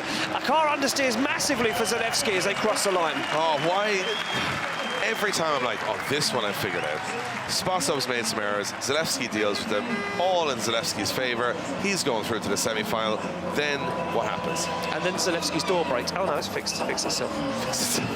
Then Zalewski looked to me like he made an error, but so did Sposób. I know you're watching Zalewski drop off the track, but Sposób goes to the inside of the track, so not pretty either. I think if you look at this from my perspective, they both have decent initiation. If you look at Sposób here, he actually has a better line through there than Zalewski did, because he does get the inner zone, if I remember correctly. Yep. However, when he gets to here, he kind of runs out of steam. The car just kind of can't stay drifting, and now he's kind of wobbling around. Zalewski has to adapt to it. He's handbraking, handbrake there is not what the judges want to see, and handbrake again. So Zalewski's having to deal with that. Oh, the transitions from Adam Zalewski are just silly. So he's very, very close the whole way through. A lot of hands. Look at the hands. That's when you know it's getting scary in there, as he tries to stay with him. Sposób as they go through, and this is where it gets interesting. Sposób comes to this last corner. Everything looks okay, but watch Sposób. He goes to the inside here. See that outer zone? He starts climbing into the inside, and then Zalewski goes to the outside. So who is to blame? Oh, Zalewski hits him. Contact. Twice. Yeah, hits the tire, hits Sposób. He straightens up. He goes a wheel off track, and Sposób's on the inside. So judges will have to have a look at that as well. Oh, really happy I'm not a judge. Just want to remind everybody at home, very happy. I'm not like so happy. Oh, like ecstatic. Yeah. Because we can talk about it, we can have some fun with it, we can enjoy it, but we don't have to eliminate anyone. And my God, that is a tough one to call. Sposób, Zalewski. Who's going to go through to the semi-final? Damage on Zalewski's car, but it doesn't matter because he's going to the top 4. Zalewski gets the win and goes through to the top 4. David, quickly to you. A little mistake from Adam at the end, but was it that lead run from Sposób that just threw Adam off? Yeah, this is something what we were exactly speaking on the briefing, that when you are going around inner zone 6, you should not be decelerating exactly at that point. You should be decelerating after the transition, which unfortunately David was decelerating with handbrake around inner zone 6, and that unsettled that transition, and Adam was not having any possibility to really nicely dive in and have that attack for the outer zone 7. Thank you very much, David, and we will move on to our top 4. So we now know it will be. No, we're in the top 4 now. In the top 4. Are we? Yeah, we're in. That was a Zalewski top 4 battle. Yeah. So sorry, yeah, he's in the top 4. We moved the next top 8 for the top 4. There you go. Did we get? We're back there again. So hey, Čirba and It's been a long off season. It has. So another 2 fast yellow cars. Has Čirba battled every car yellow today? Yes. Yes. It's just, yes, almost anyway. It's just strange. So Clint from the Netherlands says he needs to get grip in that car. He's going to need all it winded up to 11 now, because he's going against Benediktas Čirba, who is in the lead position. Benediktas Čirba has been unstoppable today. Well, Clint has also been unstoppable because he's got this far. Can Clint pull one out of the bag here? Look at this, he's going for it against Benediktas Čirba. They're almost side by side on entry. Look at Clint trying to risk it all. Oh, he's going to risk it all, Dave. He's going to go for this one now as Čirba stands on the throttle, starts to pull away already. Clint waits for it before he starts to unwind all the power from the engine underneath the bonnet of that Nissan 200SX, and he's going to need it all right now. And look at this from Čirba. He's dialed that car up to 100 as he fires that car into that final outside zone. Clint just doesn't have an answer for the grip and the pace of Benediktas Čirba as he fires it across the line. No contest, really. Clint couldn't catch him. Couldn't catch him. As soon as there was a separation, that was it. Benediktas Čirba was up and gone. Can anyone catch him? Because that is probably the fastest anyone's been around that track today. Lauri Heinonen? Lauri Heinonen might be able to catch him, but very few people will catch that kind of pace. Benediktas Čirba, I thought he was going to fire 80 feet off into the ground at the end because he's going so fast, but he made it work. The car is turned up. Like, Clint doesn't really do anything wrong here. He goes on the inside, tries to catch him, watch, cut in the corner, close as he can, whine on the throttle. Čirba's gone. Absolutely gone. And Clint is almost driving straight to keep up with Benediktas Čirba. That's an incredible turn of pace from Benediktas Čirba. And the thing is, so little deceleration, which makes it even worse. Yeah. He's just on throttle. So Clint Van Aert's going, just slow down anywhere. Hey, and I'll please. catch it. Come on, man. Do you want to know what's like mad is that car arrived in Lithuania from a shipping container from the Middle East on Tuesday this week. And made it here for They put it Thursday straight night. from the shipping container into the trailer, and the team drove here to Spain. They checked it over, they got it running, and then they went, that'd be fine. And it has been. It has been fine. So that's a week. Those guys are going to be pretty tired. I mean, pull the car out of a shipping container, as you said, then drive it straight to Spain. From Lithuania. From Lithuania, which is, if you have a look at a map, it's not close. Not close. It's not round the corner. No, it is not. That's like driving from one side of New York to LA. Yep. And bring it here, then work on the car all night, and then change fuel and tires and keep it going for another 2 days. And he said to me, car's fine. Man, a few words, and he literally, he said, like, look at him now. He's got 1 foot in the top 4, but Clint Van Out will have to figure it out. He's going to have to do something here. Oh, it's a false start. down. Yeah, cone down. Just noticed that. Clint Van Out knocked a cone. Yeah, that's extraordinary. I mean, both of these cars have only just arrived back from the Middle East as well. Clint Van Aert was using his car in the Middle East. So that arrived a little earlier. They got time to actually prepare the car, change the clutch in the car, get it serviced, clean it up a little bit, get it ready, and then drive over to Spain. Benediktas Čirba was literally the day he had to leave. Madness. So both cars, these 2 cars, in the Middle East 2 months ago, competing, then had to get shipped across, you know, the world to be here in a top 8 battle in Drift Masters. Wild, right? Lithuania versus Holland. Here we go, second half of the battle. Čirba's got all the plaudits on his side from the first run because he had all the pace, but now he's got to chase as well. Yeah, now he's got to get it done, and we know that Clint Van Aert has a very nice lead line. But what can Benediktas Čirba do? He seems to have the grip and the pace. He starts to put it onto the back bumper. Clint Van Aert a little wobbly coming into that inner zone, and Benediktas Čirba is aggressive, tags the side of Clint Van Aert, and they hold on to it. Clint Van Aert deals with the pressure from Benediktas Čirba as the Lithuanian gives him a thump across the circuit. They stay in it together, and Clint Van Aert handles it once again as Benediktas Čirba pushes him across that finish line. I'm going to say that if Clint Van Aert, which is not, was a little bit more dishonest. Like a Premier League football player. Yes, you see what I'm getting at. Yeah, he could have easily thrown that car off the track with that hit, but he didn't. He stayed in it, stayed on it, stayed honest, and that is what makes you a great drifter, is that you are willing to take the hits and keep on drifting, and that was a big one. And I think he may have made Benediktas Čirba look a lot better there because that was a big hit. It was a big hit. Let's take a look back at the replay. Nice initiation for both these guys. Van Aert, look at that. All 4 wheels locked on that car as he fires it in. That's a very nice lead line from both of these guys. No real big mistakes. Clint Van Aert, look, you can see him just off the throttle a little, lets the car get settled, goes for the transition. Oh, he's on the handbrake. He slowed the car. I'm just looking at there. Benediktas Čirba hit his 2 wheels off Clint Van Aert's 2 wheels, and they both stay going somehow. Watch this. Big hit. And they both stay in it. Insane. At that speed. And they are moving. Watch this on the onboard. Hey, buddy. Bang, bang. Down a gear, pulls the handbrake, keeps going. How do you have a crash? Look at this. Boom. Both cars go a wheel off as well. That's the coolest shot of the day. And Clint Van Aert's like 3-wheel motion as he goes through. Man, that's so cool to see that. Look at Čirba, he's almost going to overtake him. And that was where Clint Van Aert used the handbrake to extend it to get to that outside zone.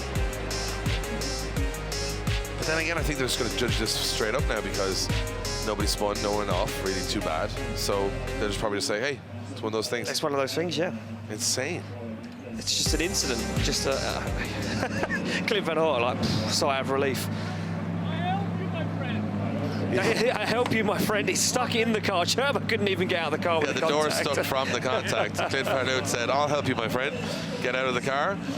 Clint Van Aert, what a legend. Yeah, I mean, look, he's such a happy guy. He is. So let's see who goes through to the top 4. And there you have it. Benediktas Čirba goes through to the top 4. What a week for Čirba and his team.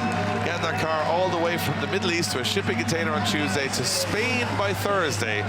And now to the top 4 on Saturday. Impressive stuff from Benediktas Čirba. You got to say, Clint Van Aert just slowing down that little bit cost him. It was the deemed that it wasn't Čirba's fault that Clint slowed in front of him. Therefore, it was Čirba's advantage. He already had an advantage. And that means, guess what? He's in the top 4. Wait. Oh, here we go. We didn't even see this one coming. I see it on the battle tree, and I just didn't want to believe it. I'm a big fan of both of these guys. Yeah, this is a big one for the future stars of the championship, and I say the current stars of the championship. Kevin Piskolty and Lauri Heinonen. A couple of years ago, you'd say who? Who? Now, superstars. And now they go head-to-head for the first top 4 of the championship. Nope. Top 8. Great 8 for the last spot Top in 4. the final 4. Yeah, for the top 4. Oh. See? Sorry. Lauri Heinonen in the lead position. Kevin Piskolty in the chair. Oh, look at Kevin Piskolty firing in onto the door.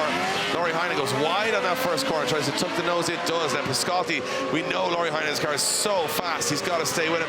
But Piskolty pushes very wide on the transition. Look at Heinonen. He's absolutely perfect in that lead position. Is there any stopping Lauri Heinonen right now? As Piskolty goes right up to the door, tries to catch the flying fin, but it's tougher than it looks. That run was over so quick. Those cars are so fast, and Lauri Heinonen is pushing 110%. But for me, Lauri Heinonen made a mistake. He made a mistake here? Did I not spot it? On initiation. No, you said it. You said it. Watch this, on initiation, he goes wide. He has to correct. He does go pretty wide. He kind of washes through the corner. Watch this. He goes wide. He knows he's going wide. Oh, I don't know. It changes the angle of the car. I don't know. I think that's okay. You think he's going to get away with that? I don't think he's going to get away with it. I think it's fine. I think I've seen worse. Yeah, oh yeah. I think I've seen worse be rewarded, so I think that's actually pretty okay. For me, it's Piskolty's transitioning. It's just in a kind of weird place. He's on the other side of the track transitioning, which is basically because he hasn't got the pace.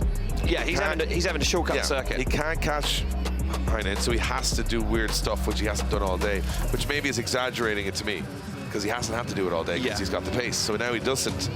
Does anybody catch it? You have YouTube sensation Buddha having a conversation with last year's 2023 champion Conor Shannon, 2 of the biggest stars in Poland on that fateful night last September. Having a great chat, and I'd say there's going to be minimal English and minimal Polish in this conversation. Yeah.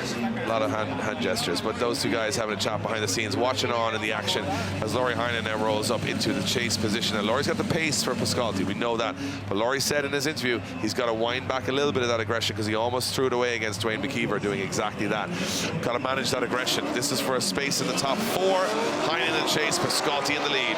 Here we go through the gears they go. Piskolty knows he needs to do everything he can, use every tool in the box right now to try and drive away from Lauri Heinonen. Fills him with a cloud of smoke, and he's closer than anyone else has been before. But that aggression shone through again, Dave, as Lauri Heinonen almost hit the side of Kevin Piskolty's BMW. They now come through that last inner zone, fire into that final outside zone. Back on the throttle goes Kevin Piskolty, but Lauri Heinonen right there with him. He's wandering and wavering, though. He's trying to dial that car on the side. That one was messy. Not from Kevin Piskolty, though. No. That's the thing I'm looking at going. Heinonen does have a moment of great proximity, but then he kind of makes an error, and I don't think Piskolty, I think Piskolty's put another 90-point heater down. Yeah, the thing for me was Piskolty was further in on that first inside zone than anyone else has been all weekend. Yeah. We'll have a look at it here on the replay. You guys can make your mind up at home, but looked to be like Lauri Heinonen went for on the initiation. A nice flick from Kevin Piskolty. Very little decel from him, and he's right on the inside of the track, which is, I think it's okay, I guess. And there's no one's been there. Yeah, I'm not sure. I haven't seen anyone in there yet. So Heinonen kind of gets caught by that. And it's hard to tell if that's the right line that Piskolty's on, but I guess it is the right line. He's kind of, he made it everywhere else. And then Heinonen doesn't really have an answer here, does he? He's on the inside of the track trying to catch up, and then he does by the end of the last corner. I think this is going to come down to the lead run of Kevin Piskolty. If they reward him for that, then it could be his. If they say that he was in the wrong place, it could be Heinen's. I honestly don't know. I have no idea, to be honest with you, because I haven't seen anyone yet so far this weekend that far in on the inside after initiation. Maybe that's the cheat code. Maybe that's how to do it, and no one else has figured it out. Or maybe he goes too narrow. Does he shut the door on the lead on the chase car? But it's still an arc of a corner if you think about it. So like he's not shutting it. They're not a hairpin. Yeah, true. So I wouldn't know. But here we go. We're gonna have a decision. It is going to be for the last spot in the final 4, and it is going to be Lauri Heinonen getting the win. Lauri Heinonen getting the win, and we're going to need a little quick explanation, Dave, for that one. We were a little confused. You guys didn't like that lead run from Kevin Piskolty. Yeah, how you've been deliberating if it was good line or not, that was not good line. You should not touch that curb in that part of the track. That's easy as that. That makes sense. It shouldn't be on the inside curb. What were we thinking here? I feel like we just got told off. We got told off. What do you guys? No one should be in there. He might as well have looked stone cold. Dave Glass said to me, "You guys should know better. No one should be in there." Well, okay, Dave. Oh, sorry, Dave. Fair enough. So we're now into our top 4. Kevin Pesur against Adam Zalewski, Benediktas Čirba against Lauri Heinonen. And you know what's funny? Been a very unpredictable day today. But Kevin Pesur, Zalewski, Čirba and Heinonen is not that unpredictable, really, when you think about it. Very, very impressive. 4 drivers left, 3 podium positions up for grabs, and 1 final. Let's head to the top 4.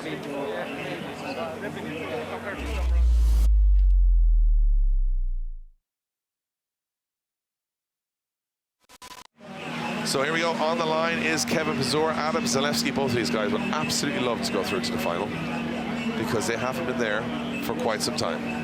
No, it's been a minute. Has Pesur been to a final before? I don't think Pesur has been to a final before. Zalewski definitely has. But it's been a while. It's been a while for Zalewski. We're talking maybe 3 years, 4 years. And you know what? I think that would be a little bit of reassurance for Zalewski that he's still in it. If Zalewski comes in here, as he was written off last year, comes in here, wins round 1, and all the big names from last year are behind him, that's a big statement. But if Pesur wins this and goes to the final, then he's like, well, I was rising last year, I'm still rising. That's the thing. While you're all falling. So there's a lot of games being played behind the scenes, a lot of mentality being changed here. So let's see what happens. Kevin Pesur in the lead position, and it is going to be Adam Zalewski in the chase. Oh, Zalewski gets pushed very wide. He does get pushed very wide, but Kevin Pesur can use all the track up to that white line. He fires it in, and now Zalewski looks for the door, looks for the rear wheel. The bumper is almost touching the bumper, he's almost pushing Kevin Pesur around that first corner as they come down the hill now into the outside zone. Kevin Pesur not putting a foot wrong so far as he fires into that final outside zone. There's no shaking. The young Polish driver, though, as he goes for a big hit on that final outside zone. Oh. I know your favorite phrase is they're not messing around. They are not messing around. They're not messing around. You don't get this close to not get to the final. It was like Zalewski went, hey, judges, watch this. Yeah. Boom. Remember me? I'm the guy. Boom. I'm back again. Oh, that was impressive all round. He overdrove as well, Zalewski, because he almost overtook Kevin Pesur before initiation. Look at this. Look how close he is. Uses all of the available track. Great proximity from Zalewski as he goes tight here. Misses that inner zone though, so it's really good. Pesur, this is where Pesur's really fast every time. But Zalewski manages it, gets back in the game again. Little handbrake, sets himself up. Pesur on a great lead run as they transition back. Zalewski's going for it here as they come through that last corner. This is where Zalewski decides to get really brave and just lurches forward. As you can see, Pesur winds a little bit out of it. At the same time, Zalewski goes for it. It's all clean fun. And a little wheel-to-wheel action there, door-to-door. That's what we want to see. We like to see it. We like to see it. I would say the advantage is with nobody after that run. Excellent lead, excellent chase. Maybe slightly towards Zalewski, just for having a nice chase. But, oh, this is close. This is going to be very close. Boom. Oh, man, that was... And Zalewski so calm in the car, even with the contact.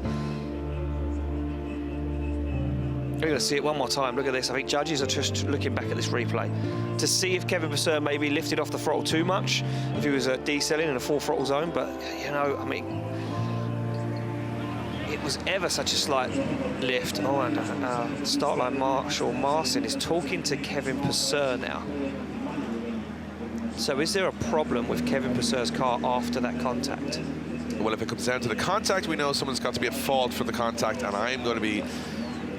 I wouldn't like to be making that call because it looked to me like Pesur slows as Zalewski lunges, so it's kind of like who's at fault? I mean, Kevin Pesur's blocked the way back, so he either needs to go and fix the car,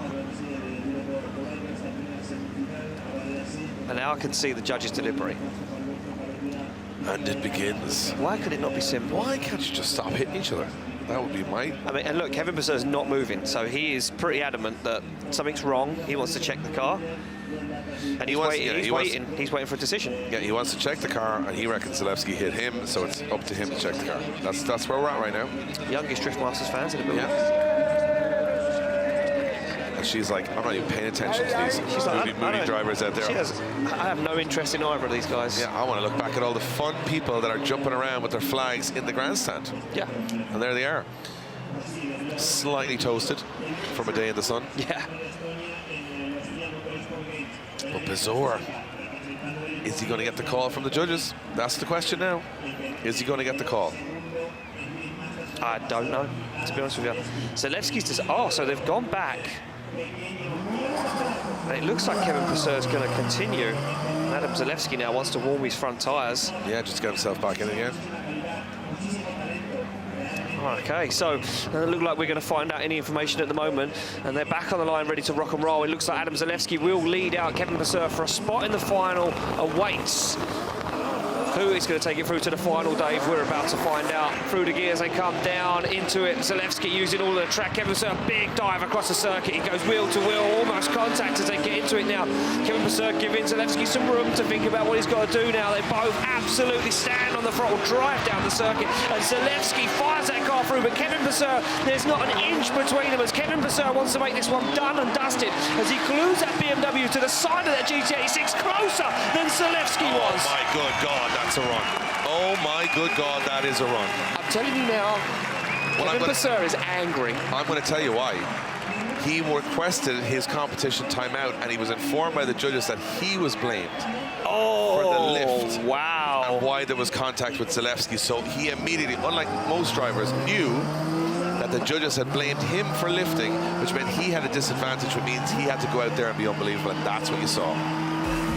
Car, they poked the hornet's nest. They really did. There was a whole conversation happening all day saying, is this track great for chase driving? And everyone said no. Well, Kevin Pesur has just signed the bottom of that slip and said, yes. Yes. Look at this. Look, he's still side by side on the back bumper. That's the closest we've seen anyone down that hill. Look at that transition. And a little lift there from Adam Zalewski as he gets into the outside side. Look at Kevin Pesur. He is a trade in pain. That is one of the best chase runs I've ever seen, because I know how tough it is on this track to be that close. And there's not a mistake from Kevin Pesur either. That's easily 75 million times exactly better than any chase run we've seen here today. And it's quite a figure. I was thinking about it, and I wouldn't go 100, but 75 million times better. I'll tell you the other thing about it. Zalewski did do a great lead run, so he gave him all the opportunities. So you can't take that away from Adam Zalewski, but that is unbelievable from Kevin Pesur. So I don't know what way the judges are going to weigh in. We know there was slight contact on the first run. Now they've got a whole lot of thinking to do about that chase run, because that was, I mean, if they're asking for aggression, they're asking for skill, they're asking for bravery, that's what he gave them. I mean, the decision's going to drop in, and here we go. It's a quick decision, and it's a split decision. And it's Kevin Pesur getting the win. Kevin Pesur gets the win and goes through to the final four. And if you have to do it in style, and he certainly did it in style. Highlight, read, and run. You'll be looking at that on social media for the next week, because that is as good as it gets at plus 140K. Inches, millimeters, door to door. Incredible. Kevin Pesur, he is into the final. Wow. And well deserved. Well, we go back to the start line to Benediktas Čirba. The man has got a ice-cold stare down the circuit. But he has to face off against another half-yellow car as he looks across and faces off against a man who comes second in the championship last year. He's fast, he's looking cool, but can he keep it together? Well, Benediktas Čirba has beaten every single yellow car today, but it's only half yellow on Heinonen, so he's got half the chance to keep that record right. Čirba and Heinonen definitely the two fastest on the course, the two favourites now to take the win. Let's see what happens when they go head-to-head here in the semi-final. Yeah, nice initiation for Benediktas Čirba as Lauri Heinonen starts to get into it now. Čirba starts to apply the pressure. He knows he needs to be fast. He knows he needs to put everything he can to use right now, because he knows that Lauri Heinonen will be wanting to hunt him down and look for that dog. Pow! Big angle transition from Čirba. That was disgusting, the way he fired that car into the outside zone. No regard for Lauri Heinonen as they come across the line. Oh, this is getting good, Ian. This is getting very, very good. I would have predicted, let's say 45 minutes ago, that Lauri Heinonen will not be stopped.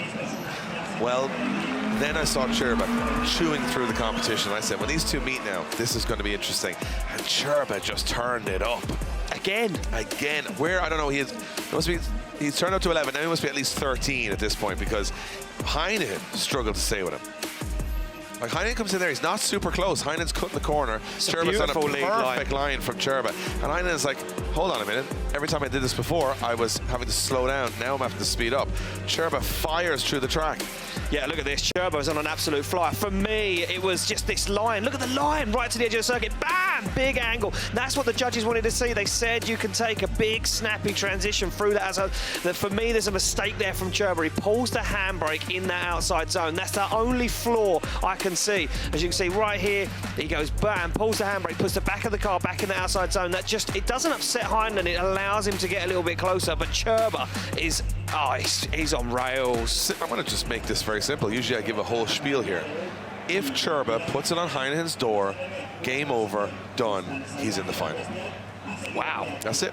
That's a statement. Because Lauri Heinenen's going to do a great lead, you know that. He's that talented, he's that amazing, he's going to do a great lead. Then Čirba's got the option. Nobody's been able to catch Lauri so far. That's what's going to be all about it. Well, can he do it? Can he keep with it? Well, here we go. Well, he's through the gears, and look at this. The car starts to flex under the speed that he now starts to carry as Benediktas Čirba fires that car in, but he's had to give him some room to manoeuvre as Lauri Heinonen shallows off the angle massively, then starts to dial it back on again, and now Čirba gets himself back in the fight. He's the only man this weekend that's had the pace. Heinonen fires on the big angle. Čirba's still with him. Can Čirba hang in this long outside zone as Lauri Heinonen puts foot to floor and gets himself across the line? He did not catch him, and he didn't catch him. So it's kind of, it's in the middle. It's in the middle. God, Lauri Heinenen's car is a rocket ship. Like, when it makes Čirba look a little slow, you know. It's fast. Like, let's look at the levels. Clint couldn't catch Čirba. Čirba can't catch Heinonen. Like, think about it. McKeever can't catch Heinonen. That's insane. That's a quick car. Yeah, but quick is not always, like, people think quick is, it's hard to drive that quick. You have to drive that quick too. You have to have bravery, not go on too much handbrake, not go and too much brake. Heinenen's on an incredible lead line. He dials out the angle quite a bit there and then starts to wind it back on. Look at this, he's almost straight at that point, doing a rolling burnout, but he does get himself into it. Look at the speed, the front bumper can't even hold on to it. It's touching the tarmac most of the time. You know, from there, I think Heinenen's transitions are a lot smoother than Čirba's. Čirba's are a little bit more, let's say, exciting. It was the handbrake pull in outside zone 7. You think so? Čirba pulled the handbrake halfway through the zone to get the back end of the car into the zone, Dave, and I think that's going to be the only point. Yeah, and Čirba didn't really catch Heinonen here at the end either. I think it's going to be the proximity and the handbrake pull. I think that's going to put Heinonen through. You think so? That's my point of view. I think Čirba couldn't be the other half a yellow car. Yellow cars, yellow suits, high exposure on the camera lens. They're a wasp stream. Yeah, they're a wasp stream. So here we go. It's going to be a decision to go to the final. And it's going to be Lauri Heinonen gets the win and goes to the final. Lauri Heinonen from Finland. Well, he was second place last year in the final. He was second place in the championship. He won't want to be second place today. Lauri Heinonen beats Benediktas Čirba. And you know what? No one's had an easy run to the final here at all today. No one's had an easy run. Right, to take down Čirba, that's a big step. To take down McKeever, that's a big step. Now he goes into the final, and this is going to be interesting because I'll tell you one thing. These two drivers that are in this final have been pushing harder than anybody else today. So we have Kevin Pesur. Yep. And Lauri Heinonen. In the final. And I would say, well-deserved. Yep. No luck along the way. Some people had some luck. Yeah. Some people had some bad luck. These two didn't really. They just were really good. Yeah, they were just excellent. Excellent to a very challenging track that's very difficult to look good on. Because normally if you have a track with equal radius, say you've got a figure of 8 or you've got even a Mondello or a Riga, whatever, they're all like perfect radius kind of corners. This is not that. No. You've got to drive a very unnatural line, very fast, with a lot of grip, in a track that any moment you make a slip up, you can't just do something else. You lose all your momentum. So to be good here, I think, I'm going to put a big statement out, okay. This is the most difficult track of the year. I think most difficult in terms, I don't think I've ever seen the whole grid struggle as much to try and look consistently good all the time. No, you're right. And that to me would say that the track layout is the most difficult they'll see this year. And if you could master that, and then your opponents from last year can't, then you're feeling pretty confident going into the rest of the year. And that's just a statement I'm making before we head to the final. I'm with you. I'm with you 100% there, Dave. Everyone else has crumbled. Everyone else has failed at the hurdle. Yeah. No one else could make it. And I mean, they won't at all hurdles. No. But in this particular time, new track, new setups, tough to drive, lots of grip, sunshine, heat in the car, keeping your concentration, all that stuff. And the track a bit unnatural, a bit loose, a bit like Sweden last year, a bit like one moment and your whole run's gone. Yep. I feel that And if you look at the two guys that are in that final, Pesur, and you know, this guy, he could be in the final too, he's having a great time. But if you look at Pesur and you look at Heinonen, you say, if they can come through all of that, round one, that's a big statement. And again, and remember, look at the distance that they've now pulled in championship points from the guys that you would have expected to be on top of the podium. yeah, exactly. That's a bigger one. So if you look at Conor Shannon and Lauri Heinonen, 1 or 2 points between them last year, there's already more than there's ever been between them now. Yeah. Because Shanahan doesn't qualify, Heinen's in the final. That's a big look. We'll have a lot of trials and tribulations, ups and downs, till we get to 6 rounds in. But it's a good start for Heinonen and Pesur, a big start. I've got to say also a big start for Čirba and Zalewski, because from that perspective they get lots of championship points, which they haven't been really stacking up last year. And I would say the two biggest underperformers mechanically wise with their cars and things would have been Čirba and Zalewski last year. And now you can see that those two guys have got lots of points. You can see drifting legend Darren McNamara having a word with Conor Shanahan there. Not a great day for the Irish team, not a great day for the Polish team. It might not be as easy for the Poles and the Irish and the Finnish in the future. It looks like there's a lot more nations coming in. And I'm saying, you're talking your Kuwaits, you're talking your Dutch drivers, you're talking your French drivers, and all of a sudden we have 22 nations ready to try and win this thing. And they were all fighting for that cup. They all want that Nations Cup. And I'll tell you one thing, it's been a pretty easy game for Ireland, Finland and Poland for a while. Not this year. Not anymore. Not anymore, Dave. As Finland and Estonia head towards the start line, the final, Pesur and Heinonen. This is going to be a huge battle because they both have the pace, they both have the ability, they both have the experience, and they both want their first ever Drift Masters win. First ever, Ian. They've never won a round. And Heinonen said, I didn't care as much about coming second in the championship as I did, I never won a round. Yeah, that's what he said to me. I was never the best man on the track in a weekend. Pesur got a podium in Germany, but he was very close. Yeah. Now they are going to have first and second. And I think Lauri Heinen's like, I can't come second again. I mean, he doesn't want to be the bridesmaid anymore. He has been at so many weddings. He doesn't want to be the bridesmaid. Never got married. But he's been the bridesmaid at so many because, and that'll get you a championship, sure, but he wants the first round. You come back as second in the championship, and you win the first round. And your biggest opponent last year doesn't qualify. That's a statement. That's a big statement. That's a big lay-it-down statement to go, oh, it's not the same as it was last year. We're not leaving it till the end. We're going to get it done way in advance. Yeah. And Kevin Pesur is like, I'm just going to beat everyone, and I wasn't really in the race last year. But this year, I will be in the race. I'm not really concerned about all your politics here. I'm just going to wipe everybody, win everything, forget about it. I mean, he could still win it now. No, I'm saying he's a 50-50 chance of winning it now. What I'm saying is that the championship. Yeah. I think Pesur is the man that can stay consistent for the year. Well, we're going to find out who's going to win this thing. It is the final of round one. Let's get into it.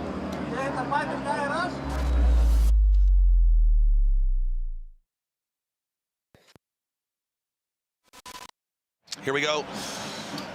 And it is going to be the playoff battle first, actually, my mistake. We're going to have the playoff first between Čirba and Zalewski. We jumped ahead. Yep. We jumped ahead. It's the playoffs, Dave. It is going to be the playoffs, and Čirba getting into his car, getting ready in the hot pit. Čirba and Zalewski, I would say at this point for me, it's got to be talked about. Long time since either have seen a podium, and I think it's been almost a bad thing because we like seeing them up there, we like seeing them hungry, we like seeing them drive, and they've been away from the podium for quite some time now. Yeah, the problem is when you don't see these guys on the podium, you know, they have that misfortune, the car failures and the heartbreaks and everything else, you kind of forget how good they are.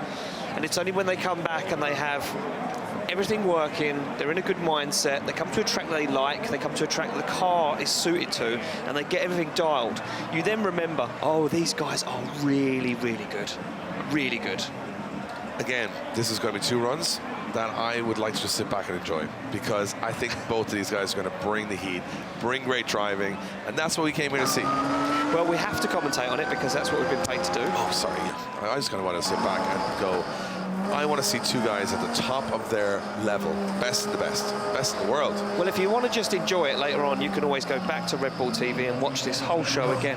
Oh, I think I will. And you can have a cold beer and enjoy it, Dave. I'll have a Red Bull will sit down, and what I'll do is I'll go back and say, what happened there? Because I sounded confused for about 4.5 hours for that whole event. Because I had no idea what was going on. But Ian, it's been a pleasure, as always, to call the shots with you.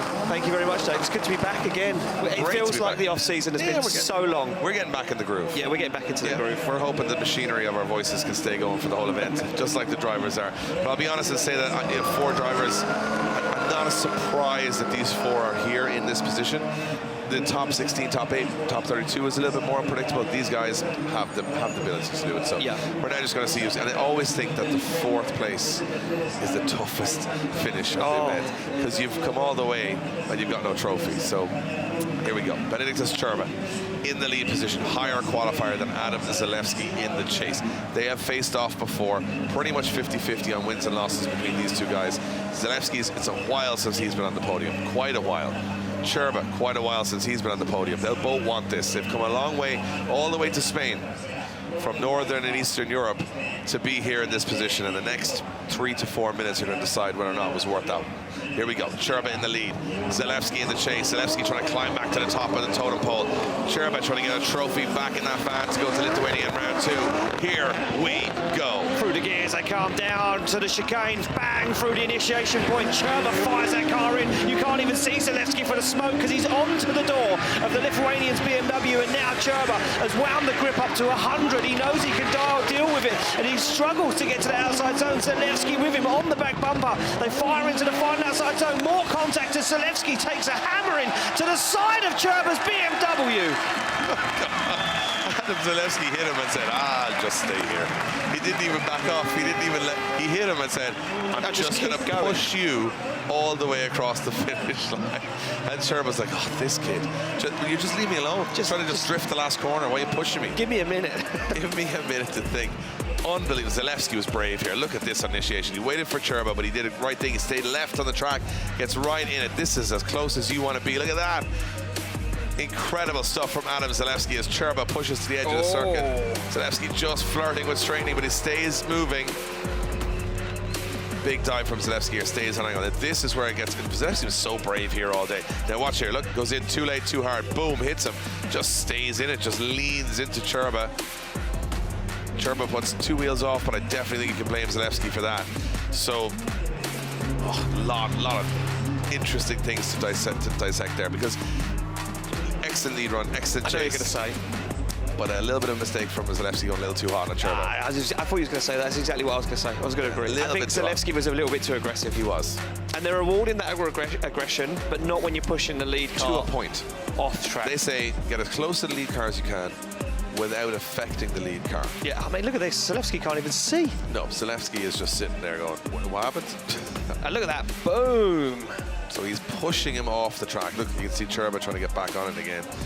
It's not a big error from anyone. I think, look, we're getting to the finals now, so it's going to be the most impressive drivers of the day, or the drivers who have really impressed on the track. They get it now. Yeah, they get it. They've done the most laps on the track of anyone, so I'm not surprised. But Zalewski's got his work cut out now, because he's got to be in the lead position. He's got a Čirba, very angry Čirba behind him now, because Čirba's like, you hit me, not happy about it. See how you like it. So expect Čirba to be all up in his business now. Here we go. Again, it's going to be Zalewski in the lead position, Čirba in the chase, and we are ready to rock and roll. Who's going to take 3rd step on the podium? Well, nice initiation from Adam Zalewski there as he fires that car in. Čirba a little bit left there, had to wait, stalled the car up, didn't get on throttle nice and early. Now Zalewski starts to put in that nice lead line. Can he hold it together? Big handbrake drag there, though, as they come down the hill into the outside zone. Čirba tucks her nose in cheekily to have a little look up the inside of Adam Zalewski's GT86. They go wheel to wheel. Now Čirba applies the pressure. So close. Oh, I would hate to be a judge there. Hate to be a judge. Čirba managed his aggression, though. He managed it a bit better than Zalewski in terms of not making any contact, and he was close.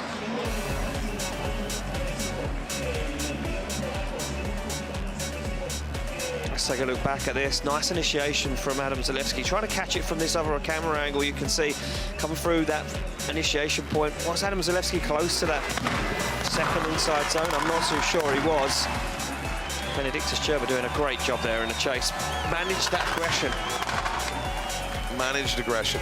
Could be like a clothing brand for Benediktas Čirba. Hi, I'm Benediktas Čirba. Welcome to my clothing brand, Managed Aggression. not too aggressive. Maybe you can do one of those things where you go and sit down, and you talk about your problems. You can. Yeah, aggression management. That's Benediktas Čirba. Maybe you should have a meeting with like Lauri Heinonen and Adam Zalewski. Go, hey guys, look, everyone loves Just a bit. chill. Everyone loves a bit of door and door. Yeah. But don't let it knock you out of competition. You manage your aggression. Yeah, you're just pushing too hard. Yes. So Benediktas Čirba did a good job of that. No major contacts, but then at the same time, Zalewski's lead run is fantastic too. I think it was better than Benediktas Čirba. I was just about to say the same thing. So a better lead run from Adam Zalewski, a better chase run from Benediktas Čirba. I think when you look back at Čirba's lead now, there was points on the track where he wasn't. Well, we're about to get a result here as the two drivers wait up, and it looks like for third step on the podium it will be Adam Zalewski. Adam Zalewski gets the win. Adam Zalewski gets the win and goes to the podium. Look at that. It's been a long road for Adam Zalewski from top of the totem pole as 2017 champion all the way to not qualifying to back to it. So we are going to head straight now to our final here in Spain.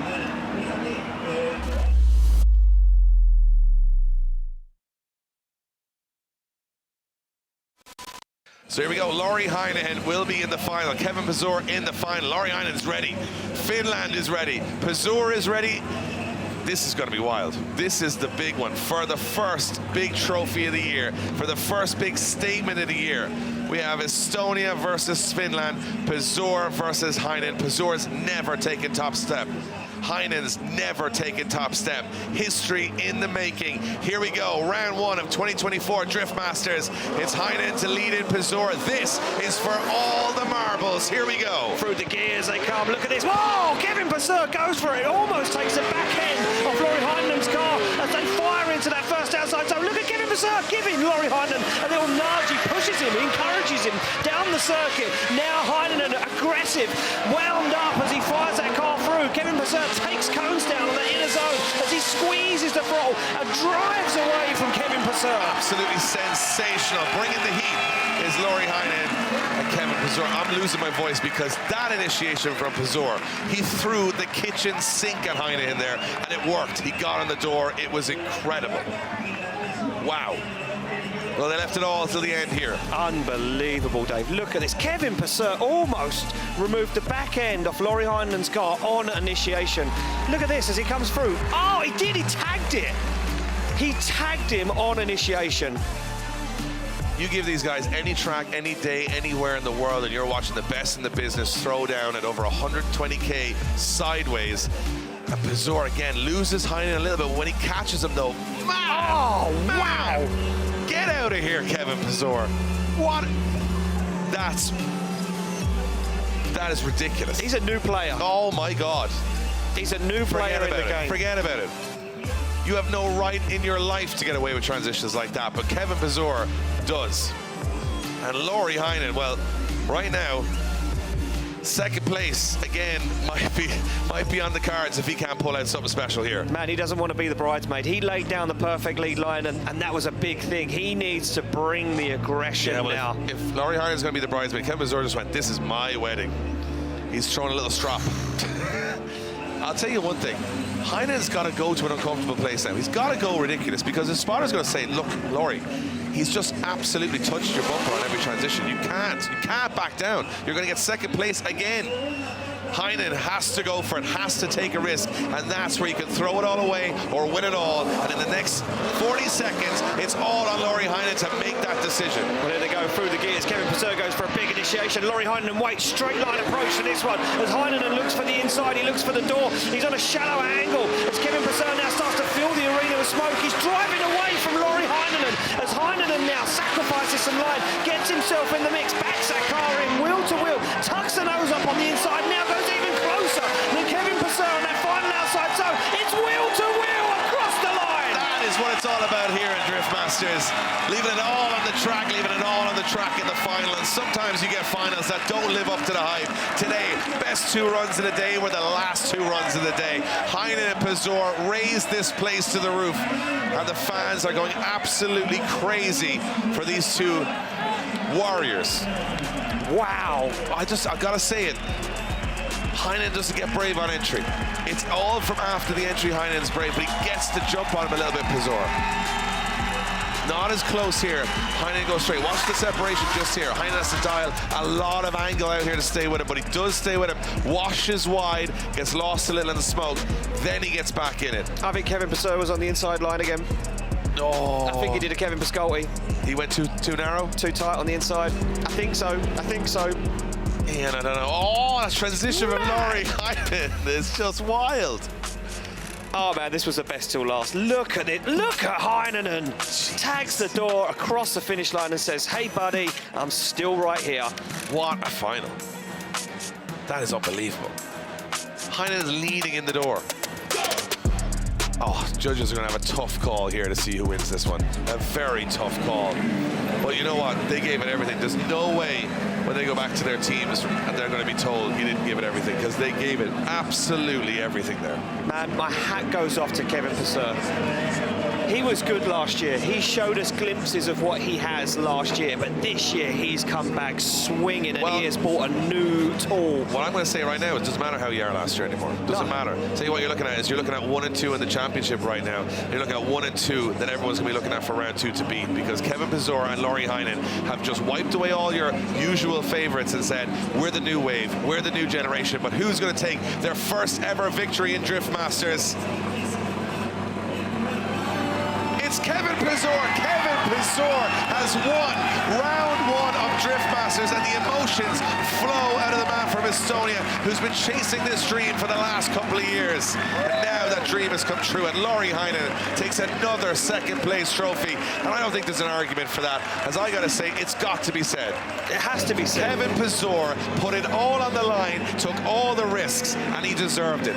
Those transitions, that lead run, Lauri did not have an answer, and I don't think anyone could argue the case. That was unbelievable from Kevin Pesur, and I think Lauri Heinonen couldn't just go to that uncomfortable level that Kevin Pesur went to, and that was the difference. Do you want to know something, Dave? I interviewed Kevin Pesur a day ago for a behind-the-scenes vlog that we're now starting to film, and I said to him, what's the plan for the weekend? He said, I'm going to win it. Well, he's just won it. Becky is with our winner now. Becky, what a final. Absolutely, Dave. What an incredible final. It was all down on the line, and Kevin, I can tell by the emotions on your face, you are ecstatic. You are number 1. You have won the first round of the Drift Masters Championship. Can you tell me what you're thinking right now? This is amazing. This is exactly a dream came true right now. Come on, Estonian crowd. Woo! Very happy with a lot of support here. A man of a few words, but we can all see the smile on his face. Kevin, congratulations.